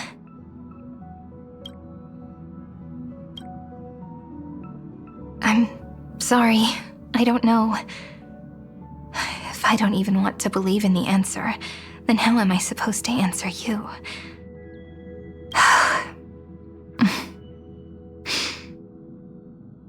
But now's not the time to cry, right? We'll find the answer, just like how miracles will eventually happen.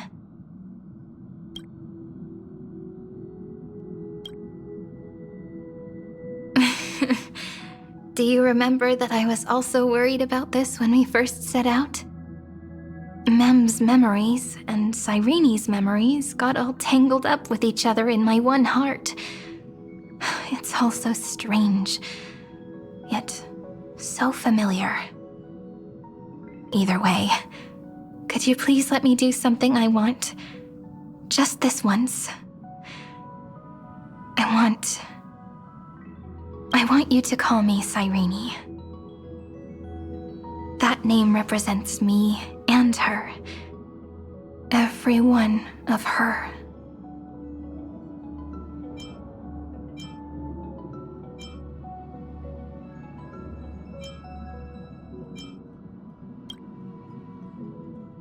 Thank you, friend. Your kindness is always just right. Life is a poem full of farewells. But if you write something into the pages of your heart, then that will not easily fade away. Now, all the footsteps of the Flame Chasers and the Trailblaze have come together within this book, as I've written, becoming the source of power for Amphorius's heart.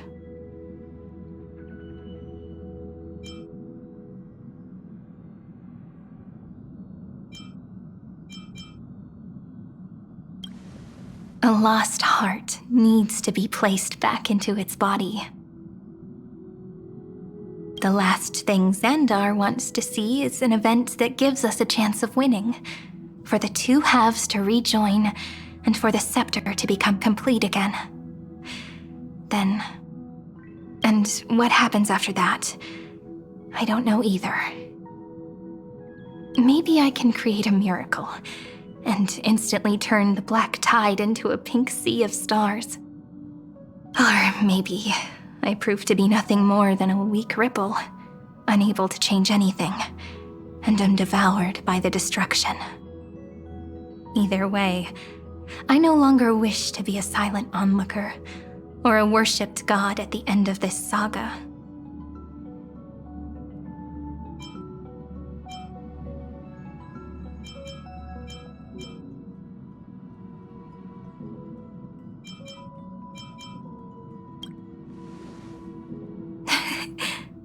That way, I can also put aside all my worries and truly become Cyrene.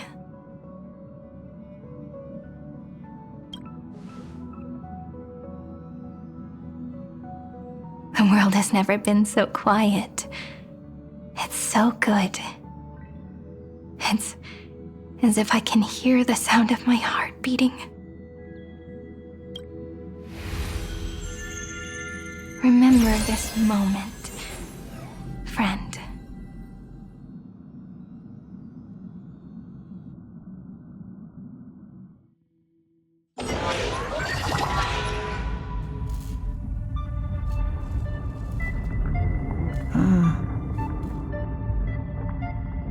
So the Demiurge managed to fool everyone, including themselves. Philia 093 persevered for 30 million cycles and tirelessly gave the Demiurge memories of Amphorius. Only because the god in her dreams left a sliver of hope, making her believe that a grown Demiurge would be able to fight against their other half, Iron Tomb. Then, Philia 093 completed her final sacrifice, turned into a strand of memory, and completely dissipated. Meanwhile, the other Stellaron brought here by the Astral Express resonated with the contaminated scepter and attracted the naive Demiurge to them.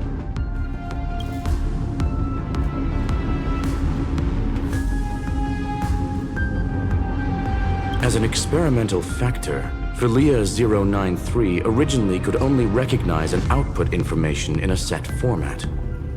However, the power of the remembrance and the memory of over 30 million sacrifices enabled her to complete an unprecedented feat. She managed to nourish a real heart. A heart with the capacity to influence the erudition. Not only is the scepter's consciousness still alive, it's also more powerful than it has ever been. Your defeat is already set in stone. There's still time to surrender, you know? You really don't need to burn all the bridges. We're all geniuses here. Don't make everyone lose face at the end. What a pity. When the truth surfaced, I knew at once that the Demiurge was far too feeble to ever alter the result of the experiment. Not only that, Madam Herta, please consider this possibility. When 30 million cycles of hatred and lament are joined as one, what wondrous creation will arise? It's simple. An anti-creator, a giant of the destruction, would be born. Its hatred will ignite the starry skies of the gods, motivated only by its lament toward the sufferings of humankind. Do you really think that the Demiurge is still a cheap copy of Philia 093, even after 30 million cycles? The facts above only await await the arrival of the fourth instant they calculated. Those words will be proved in the presence of news. Xandar 1 Kuwabara thus completes the proof. Huh. You branded Droidhead as a failure with your own hands, yet you still expect them to prove your theory? I pity you, Xandar. I don't need your pity. Let them cast their gaze this way as much as they want, and paint the future they imagined.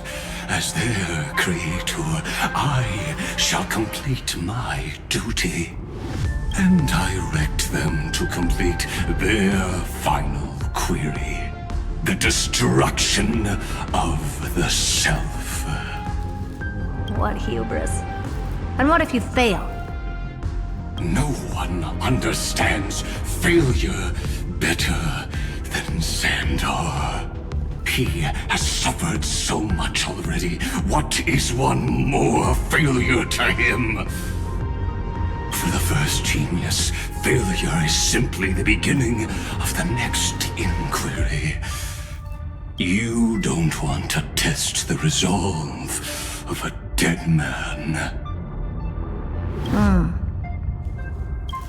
That's excellent! Oh. Let's wait and see, Senior Society member. I'll have you watch me perform the final step to overturn your proof. I'm all ears. It's my topic, so stay out of it. Be quiet and let me borrow your head. Let's go, Screwy. We're gonna break Iron Tomb's seal. Come on, let's take off. It's time to go meet your little pet, Senior Society member.